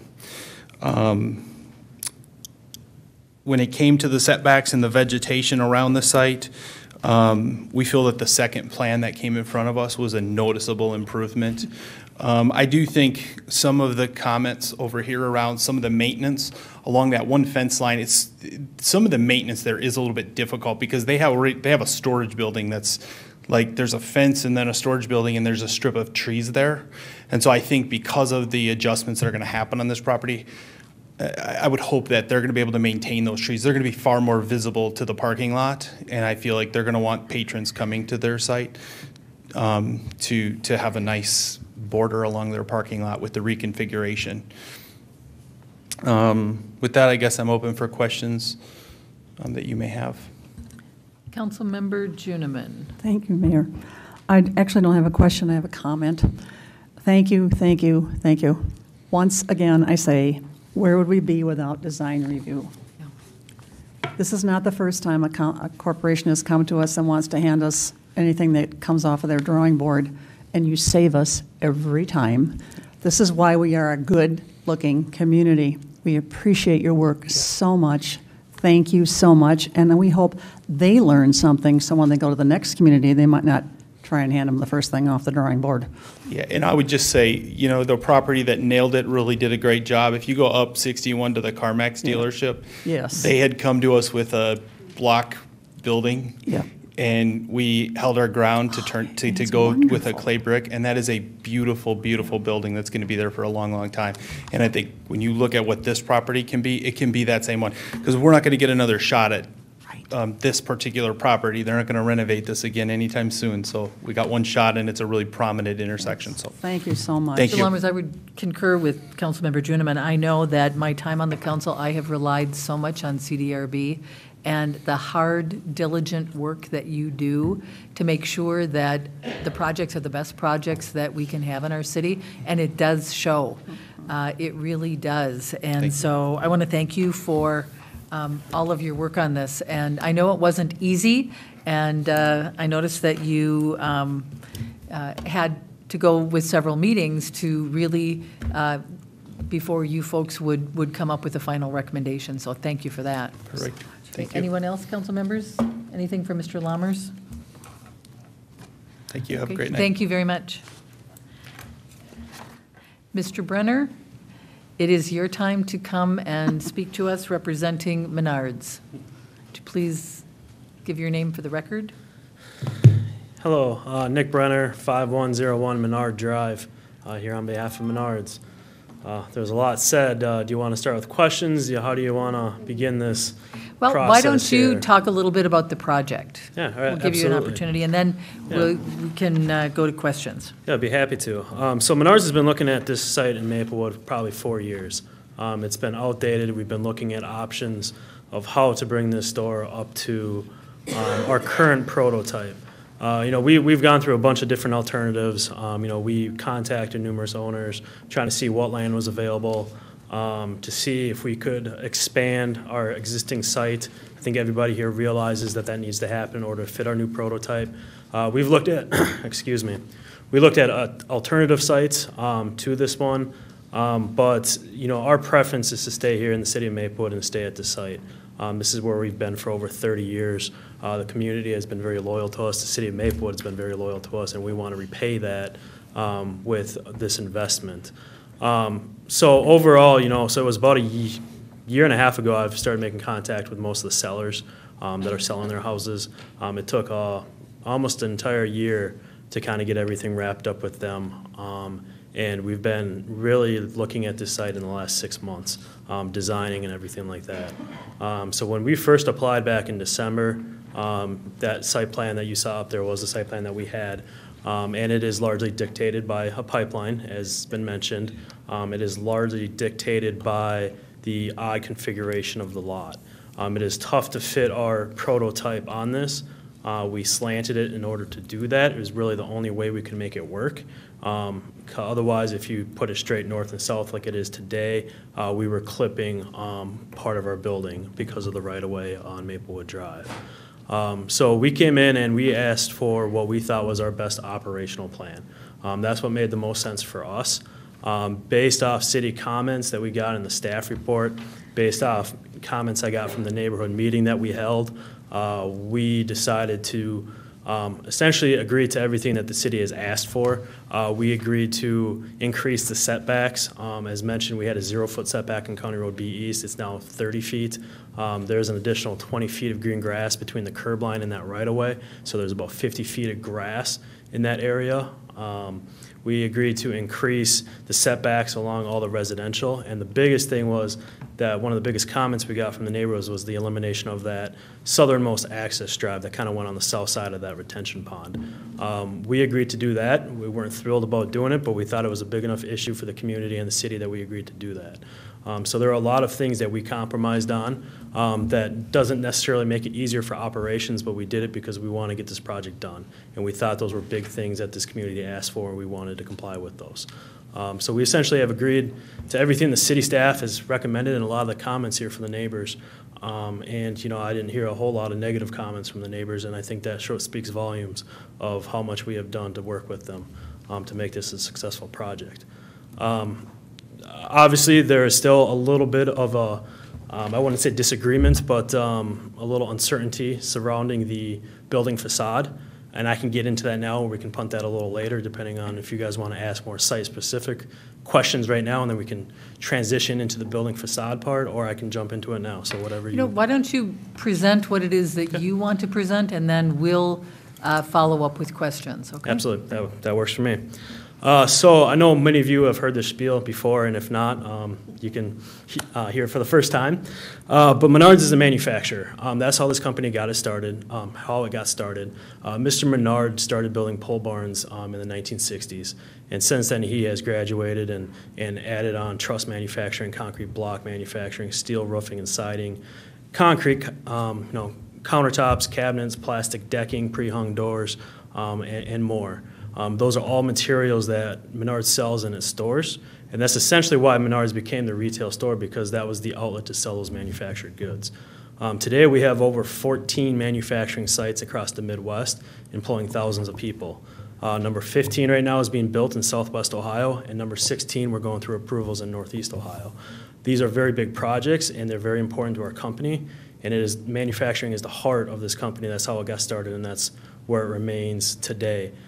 So when I say that Menards has a very big interest in using its materials for its buildings, I don't say that lightly. It is a massive interest because we are a building construction material manufacturer. If we can't build our buildings out of our material, what kind of message does that send to our customers? You also have the added fact that you can advertise that when people walk into the building. You see that Menards facade. That's a lot of our materials. So yeah, our first elevation that we submitted was all of our materials based off, again, city comments. We realized something more was needed.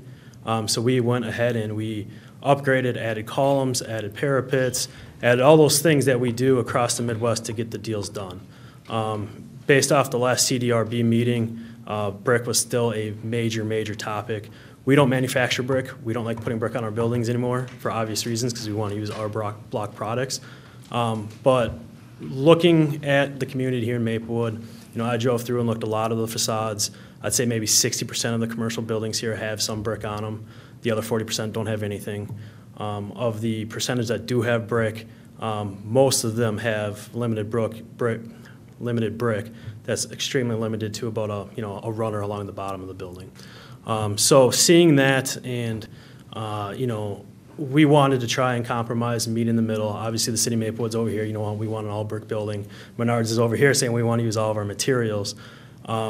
This last elevation that we submitted, I thought was a great compromise. It met in the middle. Half of our buildings that you can see that are publicly visible are made out of our half brick and half our material. You have 5 different materials on this building. You have brick, you have tan split face block, you have edgers, you have pavers, and you have green steel. Every single one of those elements helps break up this facade. This is a 480 linear feet facade. When you take and make everything brick, it's gonna make it blend, it's gonna make it look longer, it's gonna make it look bigger. We know this because we've seen it. And we feel like it's gonna be a negative substitution to take our product and make it brick. But most importantly, the comments about the green steel entrance, this is Menards' entrance, this is Menards' icon.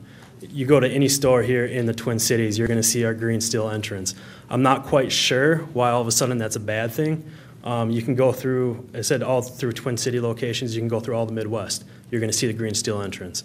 There was one store that I'm aware of that doesn't have it. It was built a couple years ago, and once we did it, we looked at it and we go, not again. It blends in, it doesn't stand out. As I said, the facade looks bigger. That's why that green steel is so important. And that's just the entrance. The green steel on the garden center, the overhangs, those are standard across our company. We don't have any brick on any of those items. So with that, I do want to make one more comment too. The snow removal. It was just brought to my attention today when I was reading through the comments that we weren't allowed to store snow in the parking lot. That was a surprise to me. That's usually what we do. I think that's what most commercial users do, is store snow in the parking lot. So what I understand, there's a big waiver to 420 stalls. If we did not feel that there was enough parking stalls, even in the winter with snow, we wouldn't be trying to build a store. The winter, I wish it was as busy as the summer and the spring. I truly do. But unfortunately, that's not home improvement. Home improvement's busy time is spring and summer when there's no snow. In the wintertime, we have ample parking. There's no issues piling snow. You can see it. Richfield has 350 stalls. We pile snow in there. We don't have an issue with parking in the winter. The way the grades work, the way the detention works on this site, when that snow melts, it's all going to go into catch basins and into our above-ground detention and our underground detention. I'm completely okay having a condition in there that it's not going to run off into the neighbors. I don't have any issues with that. I'm just trying to see if we can put the snow in our parking lot like every other commercial user does. Hauling off snow is very, very expensive. It's inconvenient, and it's just something that I don't think we're necessarily able to do. But again, I'm not going to stand here and tell you that we have enough that 420 stalls, even with some taken away for snow, isn't going to give us enough parking. It will. It will satisfy our needs. And yeah, I guess with that, I guess that's kind of my speech, and I'm expecting many, many questions, so Okay, I'll let's let see you, if we can let you kind go. of Yes. work through this kind of in a logical way. The one thing you didn't comment about was about the wage theft that was brought up by some of the workers who have worked on other Menards projects. Can you please comment on that for us? Absolutely. So this was brought to my attention for the first time today, this afternoon. So I've had like 3 or 4 hours maybe to kind of look at this. So the way our process works is that when we build a new store or we do any sort of remodel project, we open it up for competitive bidding.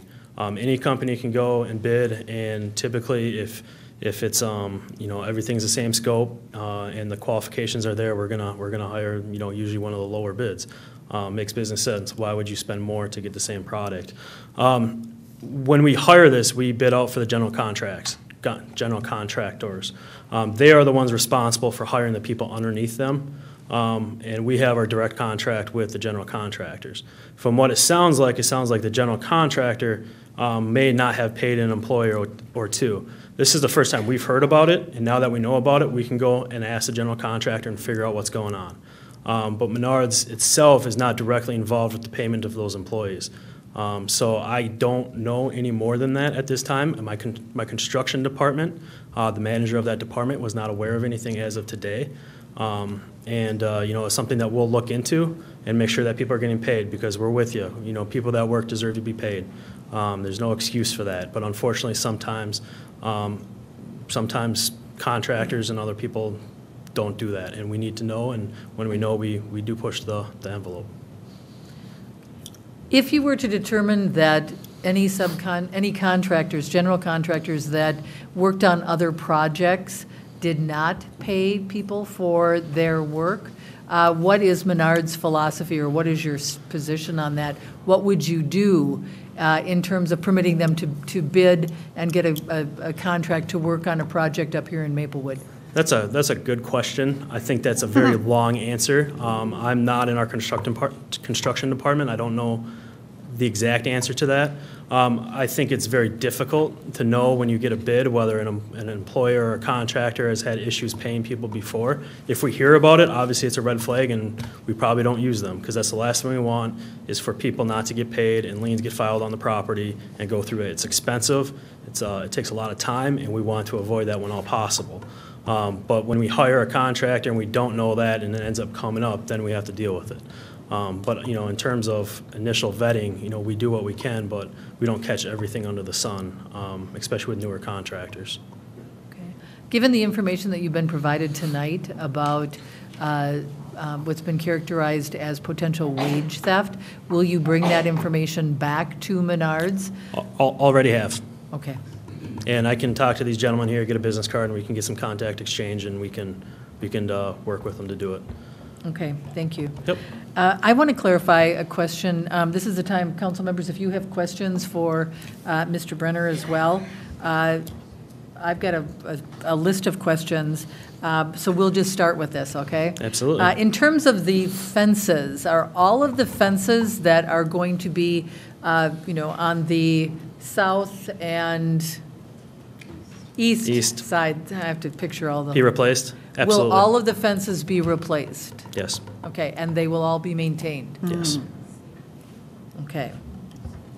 Councilmember Juniman, you have a question. Thank you. Oh, do I have questions? Oh, I've got a lot. Where do we start?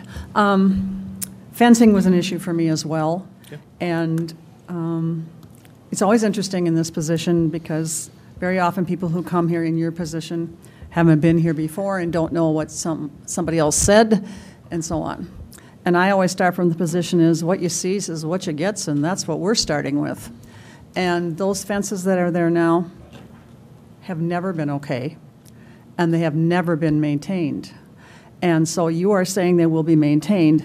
You need to pass that on to whoever in your organization, make sure that that happens. Yep, absolutely. Because a lot of people make promises that aren't kept, and we want them kept. And then the whole idea of the landscaping around it, which is an absolute must, of course, because who wants to look at nothing but a fence? But then if you have landscaping of any kind, trees, shrubs, whatever it is, and it's on your property, you need to take care of it. It shouldn't be hanging over into neighbors' yards. It's just not. And it may sound minute, but it isn't minute when you live with it all the time. And I've been sitting here 18 and a half years, so I've heard lots of things. And one of the things that is most annoying to people, and they get turned off by whoever owns the property, commercial property, is just that. They don't keep their maintenance promises. And then it just makes people don't want to deal with it anymore. And sometimes I don't think people take it to the right person. I will give you that. If it were my yard, I would be marching into that Menards store and saying to the manager, get your sorry patootie outside and clear that snow away from there. Go ahead, I'm sure you'll be thrilled for that, so go ahead. Or, prune that tree or whatever. But, I'm a little forward. But my point is... That's good, though. My point is, people need to call either the management or the city and say they're not living up to it. But I want you to know ahead of time that we are going to tell people this is what you need to do. And part of being a good neighbor is living up to those kinds of agreements. So that really concerns me a lot. When it comes to the landscaping, I'm probably the only one here, so I'll say it and get over with, but the 30-foot setback just makes me a crazy woman. Not that I'm not crazy all the time, but 30 feet from the street just doesn't do it for me. But I understand that what you're doing is taking a really old site and trying to cram a lot of stuff onto it. Or as I've been referring to this project for the last 4 days, putting a lot of ants on a pinhead. I don't know, part of it's restriction, you have nothing to do with the pipeline and all, I get it. But I don't know if it's impossible, but if it were possible, even shoving it back another 10 feet, because I want you to add layers of landscaping so that nobody is looking at that long run of building, fence, et cetera. The people across the street aren't the only ones. I drive down that street 3 or 4 times a week, and I don't want to look at that long expanse. I just don't. And because it's up against residential, it matters to me. If there's big box across the street, there's not a whole lot you can say. Big box can stare at big box. But that isn't what this is. So we need to do something. And I spoke to Mr. Thompson today, and I know it's really crammed, so I don't know, but I'm to the point where if we could push it back 3 feet, we'd be better off, because I want to see rows of trees, staggered, evergreen, and deciduous, so that year-round, people are not looking out their windows, including me when I drive by, at this long expanse. This is all about community and what we expect. And we don't expect to be looking at that. So I don't know how you're going to go about that, but if I could redraw the plan, it would be shoved back. And I know that it's important for you to do business. I'm not quite as dull as I look. But on the flip side, the city and the people who live here have property rights too. So we're doing this. And so I want you all the time to think about how can you yes, you've made some concessions. Fine, you may be asked to make more, I don't know. But that long expanse, we got to do something with it. That's all there is to it, we have to. And then I'll do my thing about materials and I'll be quiet. I get it that Menards wants to use Menards materials. But you heard me talk to that gentleman in the back and thank him for his service. And in my estimation, what they say goes. And I don't know about everybody else, but I think you might hear that from other people up here. And I could make a disparaging remark, but I won't. If you have to go to another manufacturer to get what we want, I guess that's what you're going to have to do. Because we want a building that looks really, really, really, really nice. And if it doesn't look like a standard Menards, oh well, we get to say we have the nicest looking Menards anywhere. And you get to say that you have the nicest looking one in Maplewood, so everybody wins. But unless we can get design review to say there's another material that they will accept, I'm not willing to budge on that. Thanks. I wanted to step back for just a moment and acknowledge that this is a very big project. And certainly, I've lived in Maplewood more than 25 years. I have been to that Menards store hundreds of times. You have been a very important, really an institution in our community, and I even remember the building when it was still the Gem Store, okay, when my grandparents were in this neck of the woods over here. Shush, But I remember the Gem Store. I do too, I shopped there. But anyway, so I really appreciate that this is a very large project, and I acknowledge that Menards has been flexible in making some concessions and some changes. I appreciate that you want to stay in Maplewood, and we would really like to have you in Maplewood. And I think what I'm trying to do is I'm trying to come up with a balance to make this work, because this is it's an interesting juxtaposition of really a big box store and a residential area. And I understand that we have 6 homeowners who are willing to sell. I understand that many people, I read through my whole packet, there are many people who really are totally in favor of this project. I think we're down to looking at some of these details on, and I've talked with you before, how to make this the very best project that we can for Maplewood. You know, I think that one of the points for me, and I actually even emailed you about this because I understood your point about wanting Menards products.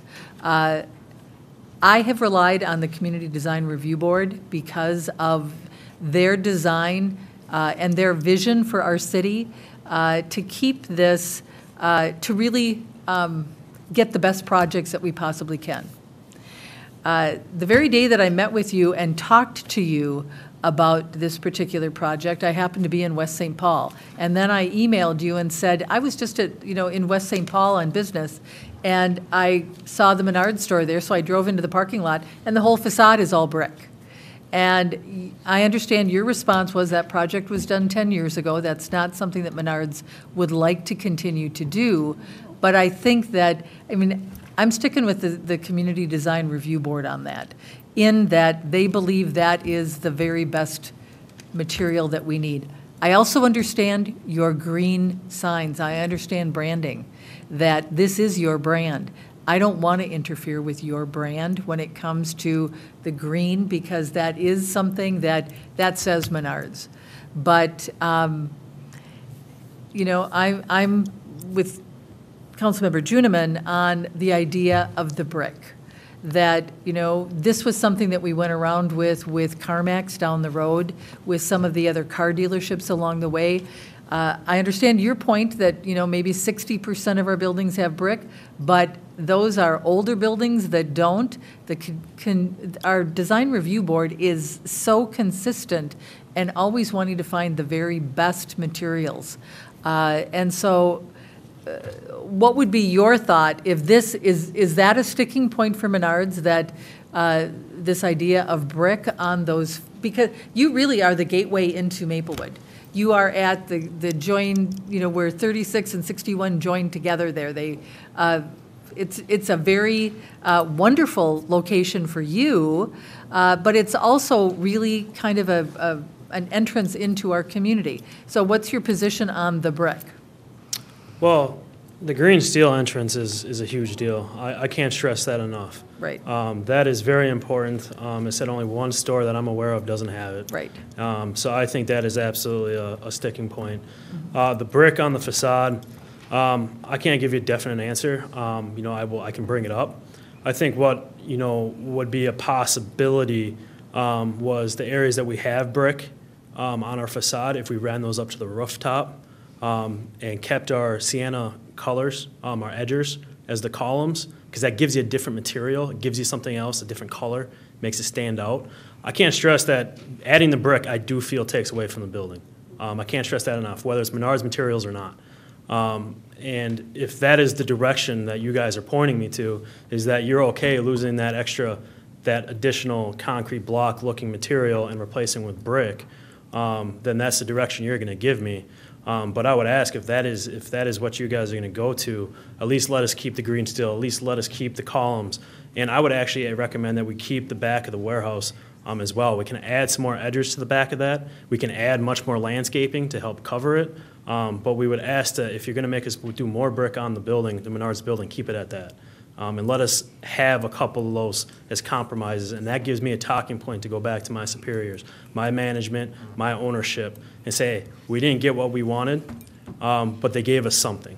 But right now, what the CDRB is recommending, we're really not getting much at all. They're essentially telling us to do everything that we don't necessarily want to do. And that's kind of a tough pill to swallow as a manufacturer. Your product isn't good enough for our city. I mean, it's not the message that's probably getting intended, but that's the message that's kind of being received. And if we can keep some of that material, again, the facade that we presented is a definite yes. You approve that, we're building, as long as you obviously approve all the other things. Anything more than that, it's going to be another conversation on my side. Councilmember Smith. Thank you, Mayor. Thanks for being here. I'm gonna depart a little bit. I actually kind of like the design the way it is. I use the Menards concrete products in my backyard for building this last year. I built a patio and fire pit back there, and I think they look great. It's not just like a cinder block. They're textured, and I have a sample if you want to see one. That'd be great. Okay. So I feel okay with it. If there's a compromise, carry that around all day. Yeah. If there's a compromise in there too, I think I'd be okay with that too. But I think you guys have flexed a great deal. I do think this facade needs to get broken up. So if we do switch it up, I think keeping those sienna columns is a good idea. Yeah, don't throw it. So this is the brick? Yeah. And this is the concrete block. So you can see it's not your typical cinder block that you see in a basement. It's not painted. The paint is actually manufactured in this block. You can see it all the way around. So if you chip this, the color remains. Okay. So it's not like you go out there with a paint gun and spray the paint wears off after a while. And this also has that tumbled edge that everybody likes so much these days, along with the edges as well. So this essentially would be the color scheme as proposed. Is that going to be used on the bottom? Yeah, Which is on the bottom? This is on the bottom. This is on the top. Yeah. So I think it looks great, but again, it's that's me, and I agree 100% that the green awning has to stay. That's what you guys are, and I have no trouble with that. When it comes to the setbacks, I understand everyone's concern. It's particularly around B there. I think what I would like to see is a little more flexibility in the tree plan to see if within that 30 feet can we get creative with what Councilmember Juneman is talking about as far as staggering some layers, making sure there's evergreens in there, maybe looking at multi-layers too, multi-heights and whatnot. And if Menards has some flexibility with that, as well as things like, what the Dupreys were talking about as far as maybe getting rid of those cottonwoods and getting something else in there. And that's the stuff that feels like it's a little easier for us to address, and I think would make a big difference for the neighbors. And in the case of the Dupreys home, really work with them to see, what can you guys come to that everybody is excited about in that backyard. So I think that piece of it. So that's kind of where I'm at. I feel like I think we're so close, and I think there's some ways we can get creative with some of this to mitigate some of the realities of that site. Yeah, I think that's where I'm at. Have we, Mr. Thompson, have we also, are signs approved as is? Mayor and council, no. I think there's a condition in there that says there can't be any signs facing to the south along County Road B. Mm-hmm. But there aren't, are there? No, there are none that are proposed on the building. There are The 3 signs signs. as are proposed, are those? My good with understanding those? is that they are considering to submit a separate sign review application. Okay. To allow greater size signs than are currently. Are we feeling good about the sign review? Yes, in general, yes. Okay. No major issues. Okay. And that application has been submitted. I submitted that maybe just over a week ago. So I'm hoping, I haven't heard from Mr. Martin yet. I'm hoping it's on the next CDRB meeting, but I haven't heard confirmation on that, so. But what you see on the elevations is what we're proposing. Those 3 Yeah, main I think Menard it's fine. signs, and again, that's just another element that helps break up the facade, which is very important. Yeah, I mean, you don't want this to look like a turn-of-the-century high school, you Right. know? I think that's the vision I have in a gigantic brick building, right? Like, you don't want it to look like that. I think the modern offsets of material are important. I think that Sienna product could be really good. So, I think you guys have done a great job of flexing. I think it's one of these things where we have to balance out concerns that you guys have, concerns with the neighbors, and I think for the most part, you've been very flexible, and I think we just got these last few things we got to work through. I know. I think we can do that, too. And- I have a question, too, just about signs, since we were on that Yep. topic. I'm trying to keep this in a logical Yeah, I got one way. comment on him, so remind me after okay. you're done. Nope, you can go first. No, do you though. want to answer? Yeah, you brought something that sparked my mind. Okay, That go when ahead. people were talking, the fence, that new 10-foot fence we're going to build between the houses and our kind of the southwestern portion. That fence today is actually between the existing big trees, the cottonwoods, and our evergreens. As part of this plan, we are looking to move that closer to the property line, so those cottonwoods are on our side of the fence. That will allow us to maintain them better. Because right now, when the state built that bigger wall on Maplewood Drive, they connected it right into our fence. So I don't think there's a gap there to really get easy access to maintain it. So that's probably one of the reasons why it hasn't been maintained. I will say, in defense of the Dupreys here, that doesn't stop the Cottonwoods from dumping all over their yard. I get it. And I would say let's keep an open mind to be flexible on that. Yep, and the whole narrative so far has been to keep the trees, so that's what we try to do. If it's, now you don't want to keep them, I would ask that if that is the direction we receive, that we don't necessarily have to pay for them, because every time you cut down a tree, you have to pay a price Right. for it. So if we are going to be asked to cut down more trees, I don't want to have to pay 60 cents per caliber inch of all these trees that nobody wants. Another subject has now come up because you've talked about moving the fence, which I think is something different from Mr. Thompson's response, that there would be no moving of the fence behind the Duprey residence and the other residents there. Can you comment on that? Yeah, that's my understanding, but, yeah, but the applicant would know specifically what's being proposed. But, Okay. Would it be permissible to move that fence? yes, Okay. if it's desired by the council, yes. I can leave it where it is, too. It doesn't matter to me. It's getting replaced and rebuilt. I don't care where it is. And how many feet away? I'm just concerned that now this is a new element that we haven't anticipated, and so we need to get some kind of clarity on that. I'll put it back, I can put it right where it is today, so there's no confusion. I don't have any issues with that. I'll take it back, I'll change the site plan, I'll put it where it is. I don't want to cause any issues of something like this, so. I'm Mr. completely okay Thompson, with what is your recommendation? Because I'd actually like to hear what the Dupreys have to say. Well, some of the earlier, it was, I think, that they requested that it be moved to their property line, which I mean, we want it where it is. We don't want it, and if it means that they don't want to touch them trees or whatever, I'd rather have the fence where it is instead of encroaching even more towards our house. Okay, so it sounds, We like that berm area, don't get us wrong. Okay. We like it there, but if we just, the pine trees on the other side, they can't grow very good because all them, cottonwoods are over the fence. And if they just opened it up a little bit more, then pine trees could grow, and we try to maintain it anyway. We're always up there picking sticks and, what we can do. is that a workable? Sure. We'll keep a To gap keep the in- fence where it is and clean up the cottonwoods because they belong to you without cutting them down. Is that understood? Is that okay, Mr. Thompson? Yes. Okay. Yeah, the fence height too is an issue. They'll keep to say? It was at a 6 foot in the earlier. No, it was 8, It's 8 a feet, 10 and we've agreed to go 10 feet. It's going to be a 10-foot fence now. Is that understood? Okay. Councilmember Juniman. Thank you, Mayor.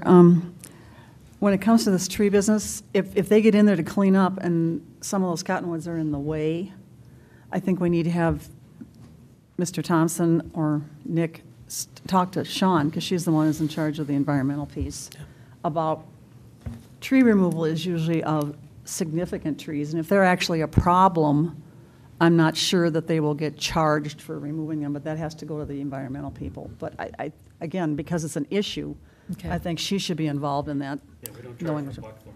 Right. Council, I just want to make clear. Mr. Thompson, do you want to clarify that? Yeah, Mayor, we will, yes, in general, we agree, like, the ordinance isn't to penalize tree removal that's occurring for purposes of landscaping and buffering. It's to prevent tree removal in excess for development of a site. Right. Thank you. Councilmember Niblett. Thank you, Mayor. I think, I really appreciate the Design Review Board's work. I do. But I am in the same place as Councilmember Smith. I think your design that you presented, I think I'm looking at a February 3rd, 2020 design. Man, that's tiny. It looks beautiful. I really like it. And I like Councilmember Smith's analogy of looking like we don't want it to look like a 1960s school building. But this it looks really nice. That's about all I can say about it with the different colors and things. The other thing I want to say is I definitely agree with Councilmember Juniman about the landscaping on County Road B. If it can have some depth, that would be great. Okay. And finally, I know you're not the contracting manager for Menards, but I got to tell you, when somebody comes and says that there are wage issues on a project that you all have control over, that's a really big deal.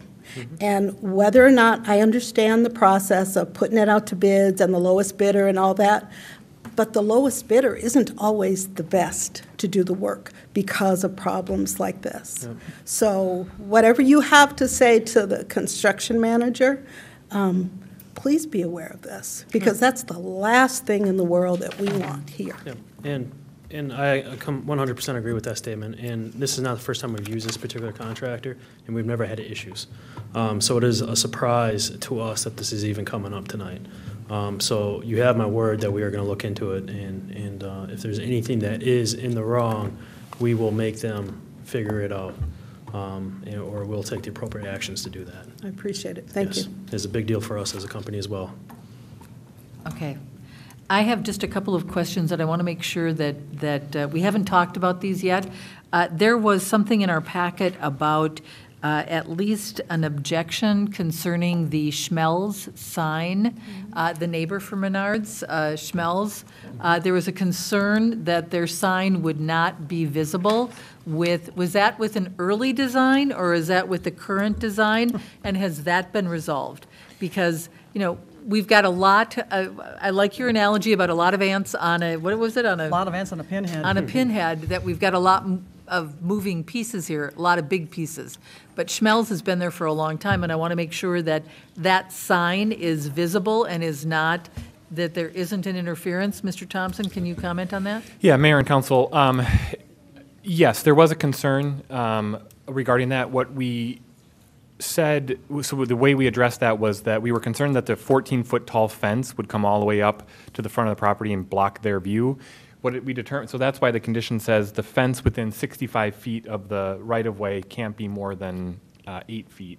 Okay. So it wouldn't block the sign, so it's addressed in the condition. Okay. And just to touch base on that too, we've completely eliminated any fencing in that area within 61 or 65 feet. So we don't even have a fence 8 feet. That's where you see that new detention pond is within that 65-foot setback. So that is, again, we like our 14-foot tall fence, obviously for screening, but also for security. If we're not going to be able to have 14, we just brought it back. So we were completely okay doing that, and honestly, it was kind of nice anyways because we have stormwater going that direction anyway. So a pond was actually pretty perfect up in that location, or retention pond. Okay. Yes, Schmel's issue. There seems to be an outstanding misunderstanding about snow removal. And the way I identify it is that in our paperwork, in the CUP, it mentions that snow will not be stockpiled on the property, or excuse me, on the parking lot, and it won't be stockpiled along the south edge where it could impact on our residents. And really, I don't know where else. And you already indicated tonight, Mr. Love, that it can't be just basically dumped onto the holding pond, because that won't be acceptable. And so, but this is the first time you indicated that you were aware that there were restrictions concerning the snow? Yeah, I could be wrong, but I don't remember that being a condition. And maybe Mr. Thompson can reflect on that. I don't remember this being a condition. We need when to the get some planning commission- understanding about that. Yeah, so. Mr. Thompson? Yeah, Mayor, I don't know exactly when the condition was added, at what point in the timeframe. I do know it's in there now, and as I said earlier, it says no storage on the south side of the parking lot or within the parking stalls, again, because we're focused on the waiver and the reduction in the number of parking stalls for the site. Okay, and so your comments about that, working with that, because it is a significant waiver. Yeah, it is absolutely a significant waiver, and it's, honestly, we go through waivers or variances for almost every city that we build in because our parking is just so much less than what most codes require. And it's usually a pretty easy variance to get because we have 325 stores. I think in your packet you have a list of every store that's been approved the last 5 years, how many stalls we have. Our magic number is 425, so we're only 4 stalls short of that. Any more than that, it's additional impervious area that just goes to waste. It's an eyesore. We don't want to do it just as much as cities don't want to do it. But when we come here, our operations mean the world to us. If we don't have enough parking on our sites, that is bad business. We're not going to do that, especially in a site like this where there's no other options to park. Right. So we're going to make sure, I was going to use a different word. You we're cleaned gonna that make up nicely. Yes, you saw the hesitation. Yes, I did. We're going to make sure we have enough parking. Yes, absolutely. So when we say that 420 and we can pile snow and have enough parking, I really want you guys to believe that we do. We do it all across the Midwest. 425 is our magic number. That's a Midwest number. That's not a Texas number. We don't have any stores in Texas. But the other issue, along with the snow removal, is the fact that we have residence property that has seriously flooded in the past. And you know, I understand this is we're totally addressing the water issue with the 3 holding ponds and the large chamber, but where are you going to pile the snow? Is it going to be away from the Dupre's residence? Yeah, it'll probably towards the garden center area because in the winter, not many people go in the garden center. So that's ideally probably where it goes. But if you look at our grading plan, and Mr. Love, maybe you've seen it, but our grades are all going away from residential. It's all centering in towards the middle of the site where our detention ponds are. It goes into catch basins in the parking lot and goes into those systems. So you say even if you put it way over here by the Dupre's house, when it melts, it's going to melt towards the detention pond because that's the way the grades work. I'm not saying that's where we're going to pile snow, but I said even if that happened, even if you get 1.5 feet of snowfall and it melts because it's 70 degrees the next day for some odd reason, it's all going to melt and go towards that center system. And our grading plan does show those grades like that. Okay, that's not what our present paperwork that we're looking at tonight talks about. So, Mr. Thompson, because we've got this discrepancy that he wasn't aware about the parking, or excuse me, about the snow removal, what we're being asked to approve includes a limitation that they cannot pile snow there. Within the parking stalls. Within the Correct. parking stalls, and it also says along the residents along the south side. Correct. Correct. I think the applicant disagrees, but just doesn't agree with that condition that is being recommended by staff. Okay.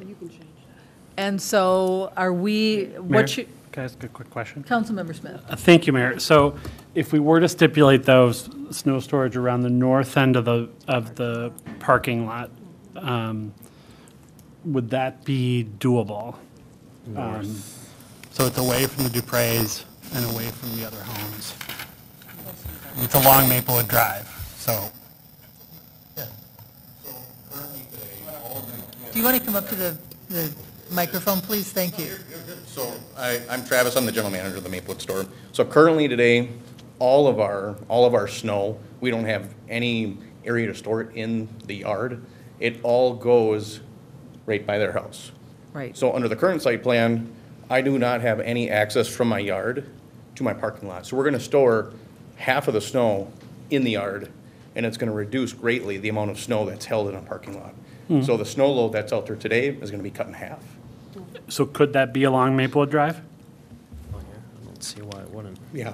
Right? As long as, we might have to use the parking mill, but it's, But again, it's yeah, gonna be I cut know in that. half from what we are using today in the parking lot.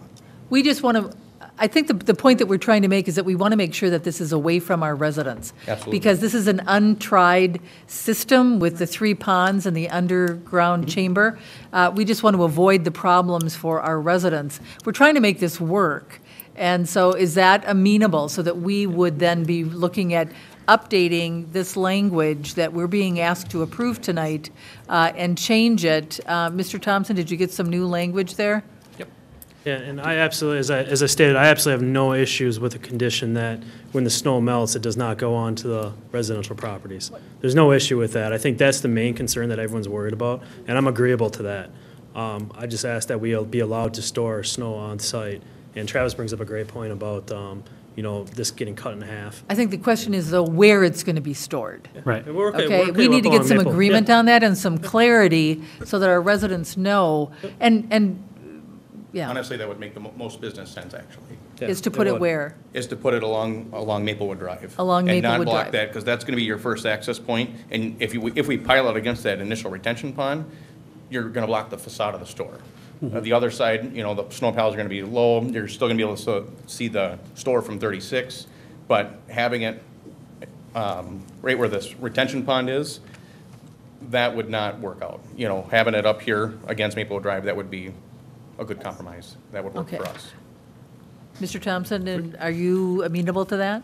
Sure, we have the language. I think the only thing we would add is that there can't be any parking associated then on Maplewood Drive, because that's our concern, is that if you're reducing the number of parking stalls within the lot and you're storing it within the stalls and there's not enough, it's going to spill over onto Maplewood Drive. And so we would look then for a condition that there can't be any parking We on can't Maplewood have Drive. anyone parking out on Maplewood Drive. That's fine. Okay. And Mayor, I think from my. Just hold on one second. I know there's a lot of issues here, so let's see if we can get this I'm still organized. talking about parking. Councilmember Juniman. Thank you. was first, and then we'll come back to you. Is there a need to say how many spots, since that seems to be an issue, they can fill with snow? Mr. Thompson. There are 34 stalls in that location, so I would just use that number. Okay. Okay. Councilmember Smith. I just, on this topic, if Menards is comfortable with losing that parking, I guess I'm comfortable with it. They have more to pay by torquing off their customers by not having parking than we do. So if they're comfortable with that, I'm comfortable with it. But I do agree with Mr. Thompson that we should definitely then sign Maplewood Drive that there's no parking on the street. Yeah. And we're good with that? We're good with that. Oh. Okay. Mayor and council, I don't know if we necessarily have to start off with signing it as no parking, because the way it's striped right now, there's no place for them to park. Okay. It's just, we would want that in the conditions.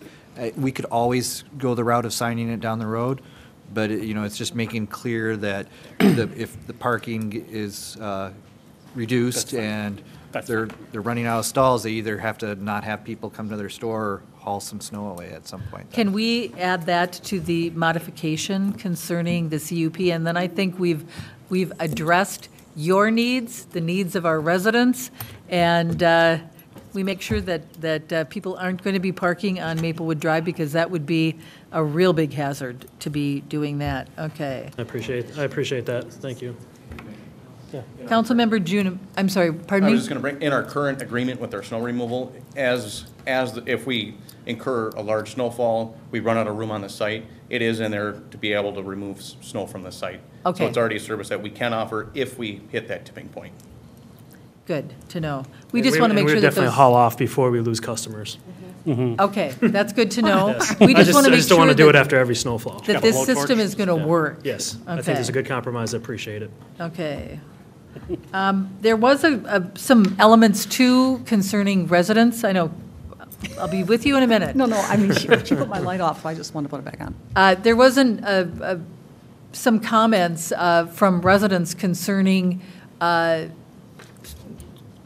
truck noise and running vehicles. Mr. Thompson, can you talk about that element of doing business in our community? And I think this is really actually a good point for our residents as well, about what can happen outside of specific hours in our city. Can you address that, please?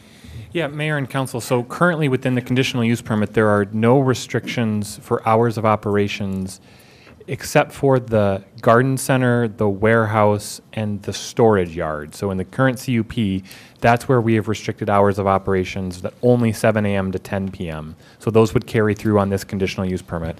Talking to Menards, it sounds like there's an operational difference between what they do today and what they would be doing on this site plan that would potentially address that. But what would carry through on this conditional use permit is continuing the 7 a.m. to 10 p.m. for the garden center, the storage yard, and the warehouse usage. Okay, so that means that there will not be any overnight lumber deliveries or anything like that. So those are occurring in the on the storage yard side of the building. So yes, I mean if that's where the loading docks will be. There's nothing if. Again, I think he can answer the question about what the constraint is today and how that's addressed on the site plan. Can you please address that? Yeah, absolutely. First off, there shouldn't be any trucks there, so if there are trucks there, let us know. Our distribution centers don't run overnight, so we don't know where they're coming from if they do come. And the rare events say that they do, for some reason, come there. Today, they have to go through the yard gate to get to the loading dock. That means if the store is closed, there's nobody there to let them in. So then, yeah, they're going to sit in the lot next to the residential, because that's where the yard gate is, and they're going to probably sit there and idle their truck. And I think that's been some of the concern. Well, today, or our new site plan here, we are relocating that loading dock to the far north part of the property, away from the residential. It's no longer in the yard, so you don't have to go through the yard gate to get it. So even if someone does come to deliver a load in the middle of the night, which they shouldn't be doing, they should be able just to pull right back in and be done with it. So this shouldn't be an issue, and if it is an issue, there are safeguards to help protect from what exists today. Okay. All Mayor, right. I'd like to make. Councilmember Smith. I'd like to make a motion to approve a resolution for a comprehensive plan amendment, re-guiding the residential properties from low-density residential to mixed-use community. Second. Any further discussion? Councilmember Juniman. Thank you. There's a couple things in here that don't match with what we said, so I have to verify. It says, all portions of the 14-foot tall fence between Menard's property and the west property of lines of 2223 Duluth Street and 2233 Duluth Street shall be a setback of at least 20 feet from the property line. Didn't we talk about 30 feet? That was for the building. Our fences are 20 feet. I just want to verify with Oh, him. I'm sorry. I get excited. No, it's fine, but I have to verify Right. with him. What's 20 and what's 30? Yeah. Got to turn on the overhead projector. Old school technology. Yeah. It's good that we've got the fallback available. There you go. That's nice. There we go. Just in case. Just in case.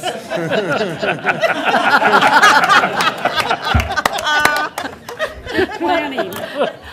How did you know this was going to happen? They don't call him the. He's a good Boy Scout. He's always prepared. Yes.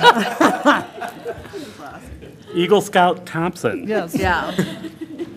So where the, this is the, this is the 20-foot setback right here. So Okay, and then further north is 30. 30 feet is down here. This is County Road B right here. That's south. That's south. South side. Yes. I'm looking around along Duluth Street. That's 20.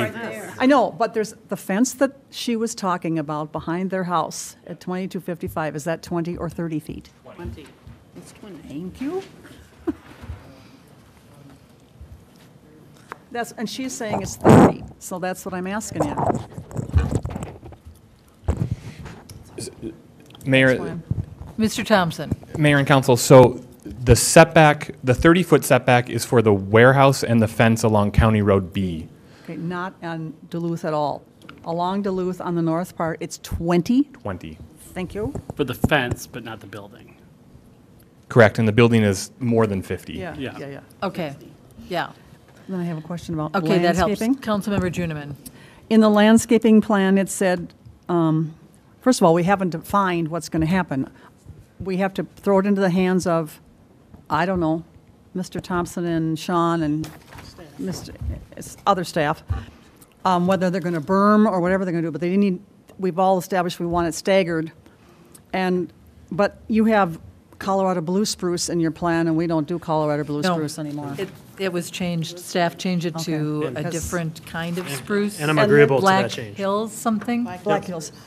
Yep, I'm And I would agreeable. ask staff to look at whatever other things, even deciduous trees that they ask them to plant, because we're looking at the long haul. And since my colleagues all put me on the climate adaptation plan,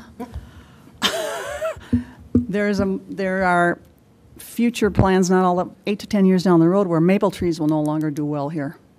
So we need to be careful how many of those we concentrate in any area. So I'm just asking you, since we do it for the long haul, that we look at things that are going to survive, and we have enough of them that they will. Okay? Understood. Thank you. And we will work with city to do it. I rely on cities for our landscaping because every area is different. I can't keep track of all 15 states, so I do rely on them, and we will work with them to come to an acceptable And then we haven't result there. satisfied. One second. Brick and Okay, there is an additional question. We're still looking at just the first motion to approve a resolution for a comprehensive plan amendment regarding the residential properties from low-density residential to mixed use. And maybe what we need to do, I think some of your questions, Kathleen, or Ms. Juniman, are You can call me Kathleen, it's okay, really. are referring to some of the other motions. Maybe if we Okay, I take just these. didn't want to get going and Council then- members, is that amenable to you to take these one at a time? And we Yes. may have, because there are so many elements to this, Yes. we may have other questions. Might be nice to just knock a few out and Yeah, let's get see down if to we the brass tacks. I'm good. kind of work through this. Okay, so there's been a motion by Smith, seconded by Neblett, the motion to approve a resolution for a comprehensive plan amendment re-guiding the residential properties from low-density residential to mixed-use community. This is a limited motion, and it needs 4 votes. Any further discussion about that motion? All those in favor? Aye. 4 votes, the motion passes. The next motion You is, can let your breath out now. So Mayor, I'll move to approve an ordinance amending the city zoning map to rezone the residential properties from R1 single dwelling to M1 light manufacturing. Second. moved by Smith, seconded by Juniman, the motion to approve an ordinance amending the city's zoning map to rezone the residential properties from R1 single dwelling to M1 light manufacturing. This also requires 4 votes. Any further discussion? All those in favor? Shall we take F first? 4 votes on that one, and so that one passes. Okay. I move to approve a resolution vacating public utility easements. Second. Moved by Smith, seconded by Juniman, the motion to approve a resolution vacating the public utility easements. Any further discussion or questions about that? Okay, all those in favor? Aye. That one passes. You had 1 extra vote on that one. We didn't need 4. I appreciate that. But you can't, it doesn't roll over. Okay, Just so. now you tell me. Now you tell me. Hey, Verizon. They don't build up and you Yeah. can't pull on them. Okay. All right. I'll move to approve a resolution for a conditional use permit amendment, setback variances and shoreland overlay impervious surface variance. Second. Moved by Smith, seconded by Neblett, the motion to approve a resolution for a conditional use permit amendment, setback variances, and shoreland overlay impervious surface variance. Any further discussion? Mr. Thompson has, I'm sorry, what? shall we make a friendly amendment to this regarding? Councilmember Junior, I think, is going to do that. Councilmember Juniman, were you going to make an amendment to that one?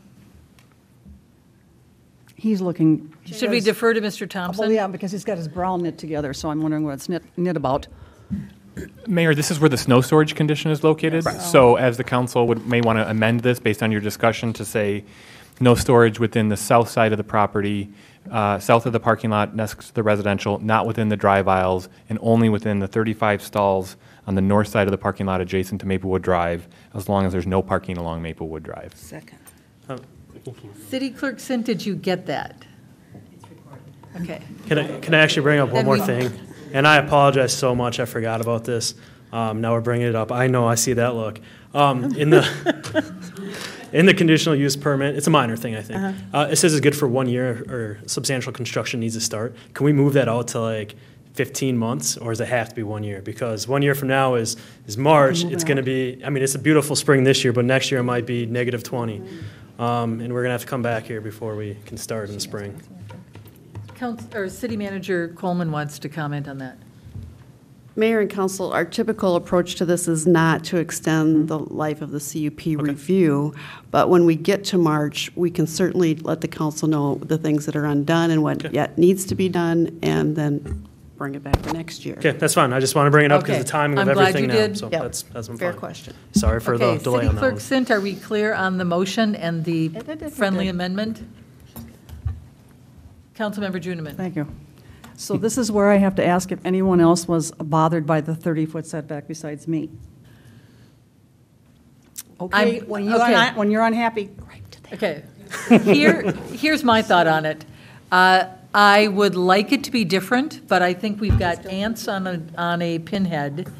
And some I would. ants are bigger than others. I would prefer to see this addressed with the landscaping, tiered, what did you call it? Layered landscaping of a great variety, including maybe some ivy, something that, I mean, that I know was one of the recommendations from one of our residents. I would prefer to see this. I just don't think that we can make this work any other way. Yeah. Okay, I tried. Okay. I'll be watching that landscape plan with 4 eyes instead of 2. Okay, so any further discussion on this? The Mayor, I would amend my movement to, You would you? I would amend my movement. Sorry, I can't say that with a straight face.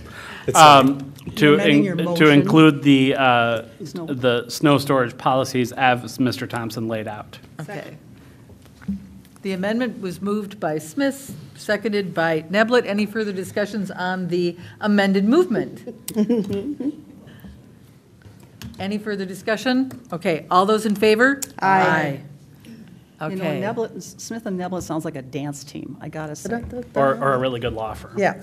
Yeah. Please. All right, I'll go for the 5 out of 5 here. So I also move to approve a resolution for the design review plans and a lot division to combine 6 residential parcels with the commercial parcel located at 2280 Maplewood Drive. Okay. Second. Man. By Smith, seconded by Neblett. Further discussion, Councilmember Juniman. Well, we didn't settle anything about the design review, Yeah. so now is the hour. Mm-hmm. Or, you know, one other possibility is to have this go back to design review. With what? With opinions from here? Yes. Okay. I mean, otherwise they're just gonna have to bounce it unless we Right. say, we want you to look at this With opinions because. from here and maybe revisiting this a little bit. Is that, City Manager Coleman, do you want to kind of give us some direction?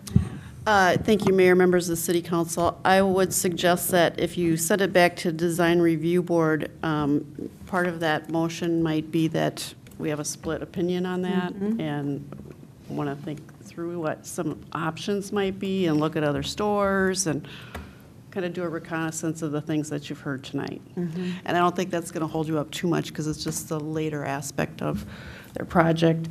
And just give it a little more time to work through and maybe bring back some opinions to the Design Review Board can stick to their guns, or they can understand that this has been a difficult decision and maybe bring some more other options I forward. was gonna say, and there might be some other option that they didn't bring forward, so. And I think, too, that there is a legitimate concern about this idea that it would be one long, what did you say, schoolyard? Or school building from, you know, the early 1950s. We don't want it to look like that. But Doesn't I all have to be the certainly, same color brick either. Right, so I think that having a little bit more work on that, I would much rather do that so that we can get to that best project. I think we've accomplished an awful lot tonight going through this, but I think we need a little bit more input and some work and see what we can do to make this kind of all come together for everyone. Questions? Councilmember Smith. One question from Mr. Brenner. So if we did send this back, I know you have some actions that are time-based at this point. Yeah, we essentially have to make our decision in 3 weeks. So sending it back, I understand it makes sense to do that. I guess I would look maybe to Mr. Thompson of what the timing of that would be, because this is a very important aspect, as I have said many times, and I don't think we're going to feel comfortable moving forward with not knowing what we're going to be required to put on this building. So, I mean, with that being said, I don't know when the next CDRB meeting is. I don't know when the next city council meeting is and how that all comes into play. If that all happens here in the month of March, I can probably make that happen. The next council meeting is 2 weeks from today. Okay, but if it goes back to CDRB, when is that meeting? Because Mr. Thompson? Mayor, I think it's next week, but that packet has already gone out, and so it wouldn't. Put it back in. Can we add it? We can add it, yeah. When is the meeting? You can amend the agenda at the What meeting. day is the meeting? It's St. Patrick's Day, March 17th. Okay, I think we could amend the. Okay. Can't you amend the agenda? Yes. Can we amend the agenda, Mr. Thompson? Yes. Okay. Second question, Mayor. There's a second part of this motion to combine 6 residential parcels with the Right. commercial parcel. Should we split this motion into 2 and take that tonight so it's only down to the design review issue? Is that it? Mr. Beatty, are we able to separate that motion and just simply look at to combine 6 residential parcels with the commercial parcel located at 2280 Maplewood Drive? Madam Mayor, Council, I think you can, except that I think the resolution was drafted with the 2 of them together. Is there any reason that they can't be separated? No. So, Okay, yes. so, All right, so I withdraw my motion. I'd like to make a new motion to approve a lot division to combine 6 residential parcels with the commercial parcel located at 2280 Maplewood Drive. Second. moved by Smith, seconded by Neblett, a lot division to combine 6 residential parcels with the commercial parcel located at 2280 Maplewood Drive. Any further discussion? Councilmember Neblett. Oh, that's hold. Oh. That's a holdover. Okay. Any further discussion? All those in favor? Aye. Okay, that leaves us with the motion to approve a resolution for the design review plans. I move to table? Yeah. I move to table the design review plan pending another discussion of the design review board. Can we include in there, can I make a friendly suggestion to include that it be added to the next, for the yes. agenda, for the meeting next week, and then Yes. placed on our city council Yes. agenda? For March 23rd. For March 23rd. What she said. City Clerk Sint, did you get that? Okay. Okay, we have a motion. Do we have a second? All right, do we have a motion? We have a second. Second. Moved by Juniman, seconded by Smith, the motion to table the resolution for the design review plans and to amend the CDRB agenda to include further discussion, including the discussion from the council tonight, and then place it on the council agenda for the March 23rd meeting. Yep. Yeah, that was long. Any further, yeah. Got all that?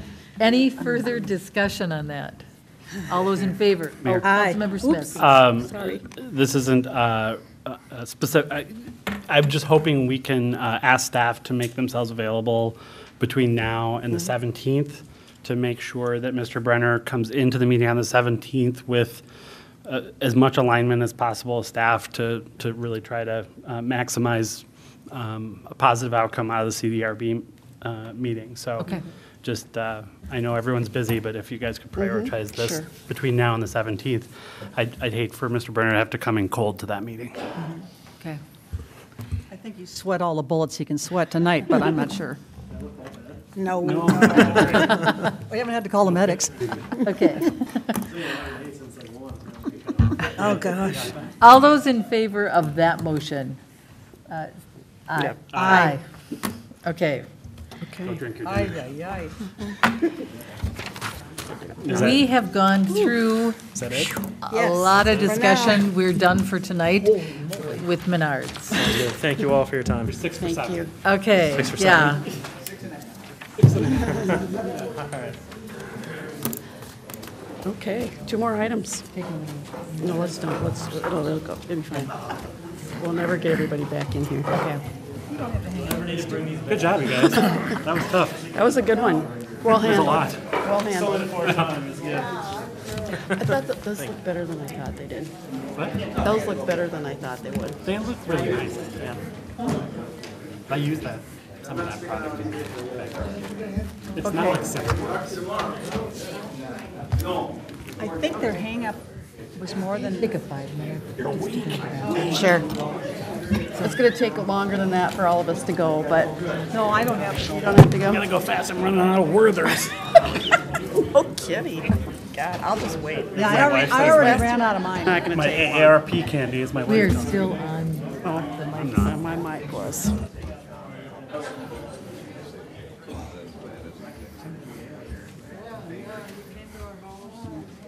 Okay.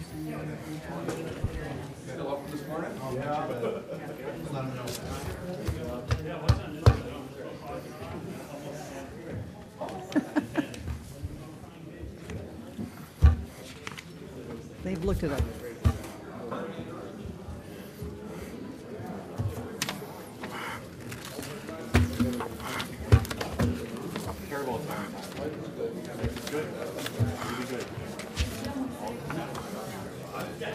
Just think what you get to go through if you go through with this project. We're going to grill you the same way. Excoriation in 2 hours. Pardon? We won't get it.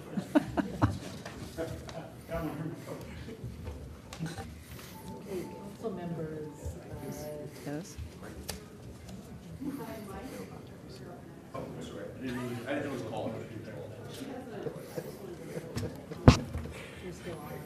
Thank you. Okay. We have 2 items left. That was quite an evening. Wasn't it, though? Quite an evening. Okay, so the next item is the 2019-2020 collective bargaining agreement with International Association of Firefighters, Fire Officers, Local 4470. Mr. Sable, welcome. Thank you, Mayor and council members. Mike Sable, Assistant City Manager, HR Director. We are here for the 2019-2020 collective bargaining agreement with the International Association of Firefighters, Fire Officers contract. You might remember this item. We were here most recently, January 13th, to talk about this contract approval, and at that council meeting, there was identified a couple of concerns with some provisions in the contract, and at that time, the city council directed staff to go back and work with a specific provision that was raised a concern, and so staff did that. We actually reached out to the fire captains. Several of them are in this room right now. We worked to understand their concerns a little bit.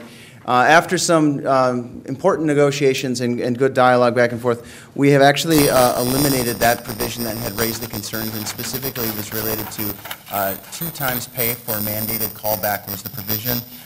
The fire captains agreed to remove that language from the contract agreement.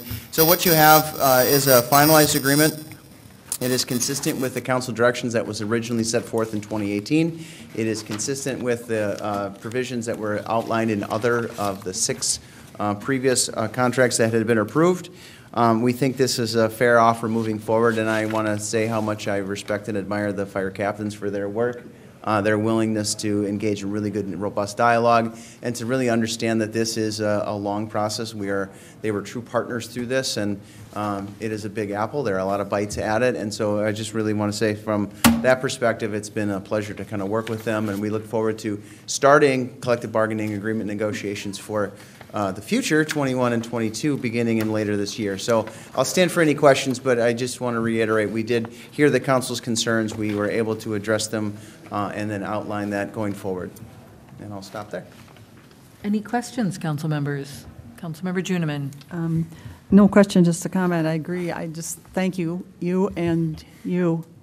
for spending time at this, and reaching an agreement that addressed our concern. It's really good when people work together. It's amazing. It is. Council members, do I have a motion? I move approval of the 2019-2020 collective bargaining agreement with International Association of Firefighters, Fire Officers, Local 4470. Second. Moved by Juniman, seconded by Smith. The motion to approve the 2019-2020 collective bargaining agreement with International Association of Firefighters, Fire Officers, Local 4470. Any further discussion? All those in favor? Aye. Motion passes. All that time paid off. Did. And now we have one last agenda item. It is the purchase agreement with INH Property for the sale of city-owned property at 2501 London Lane.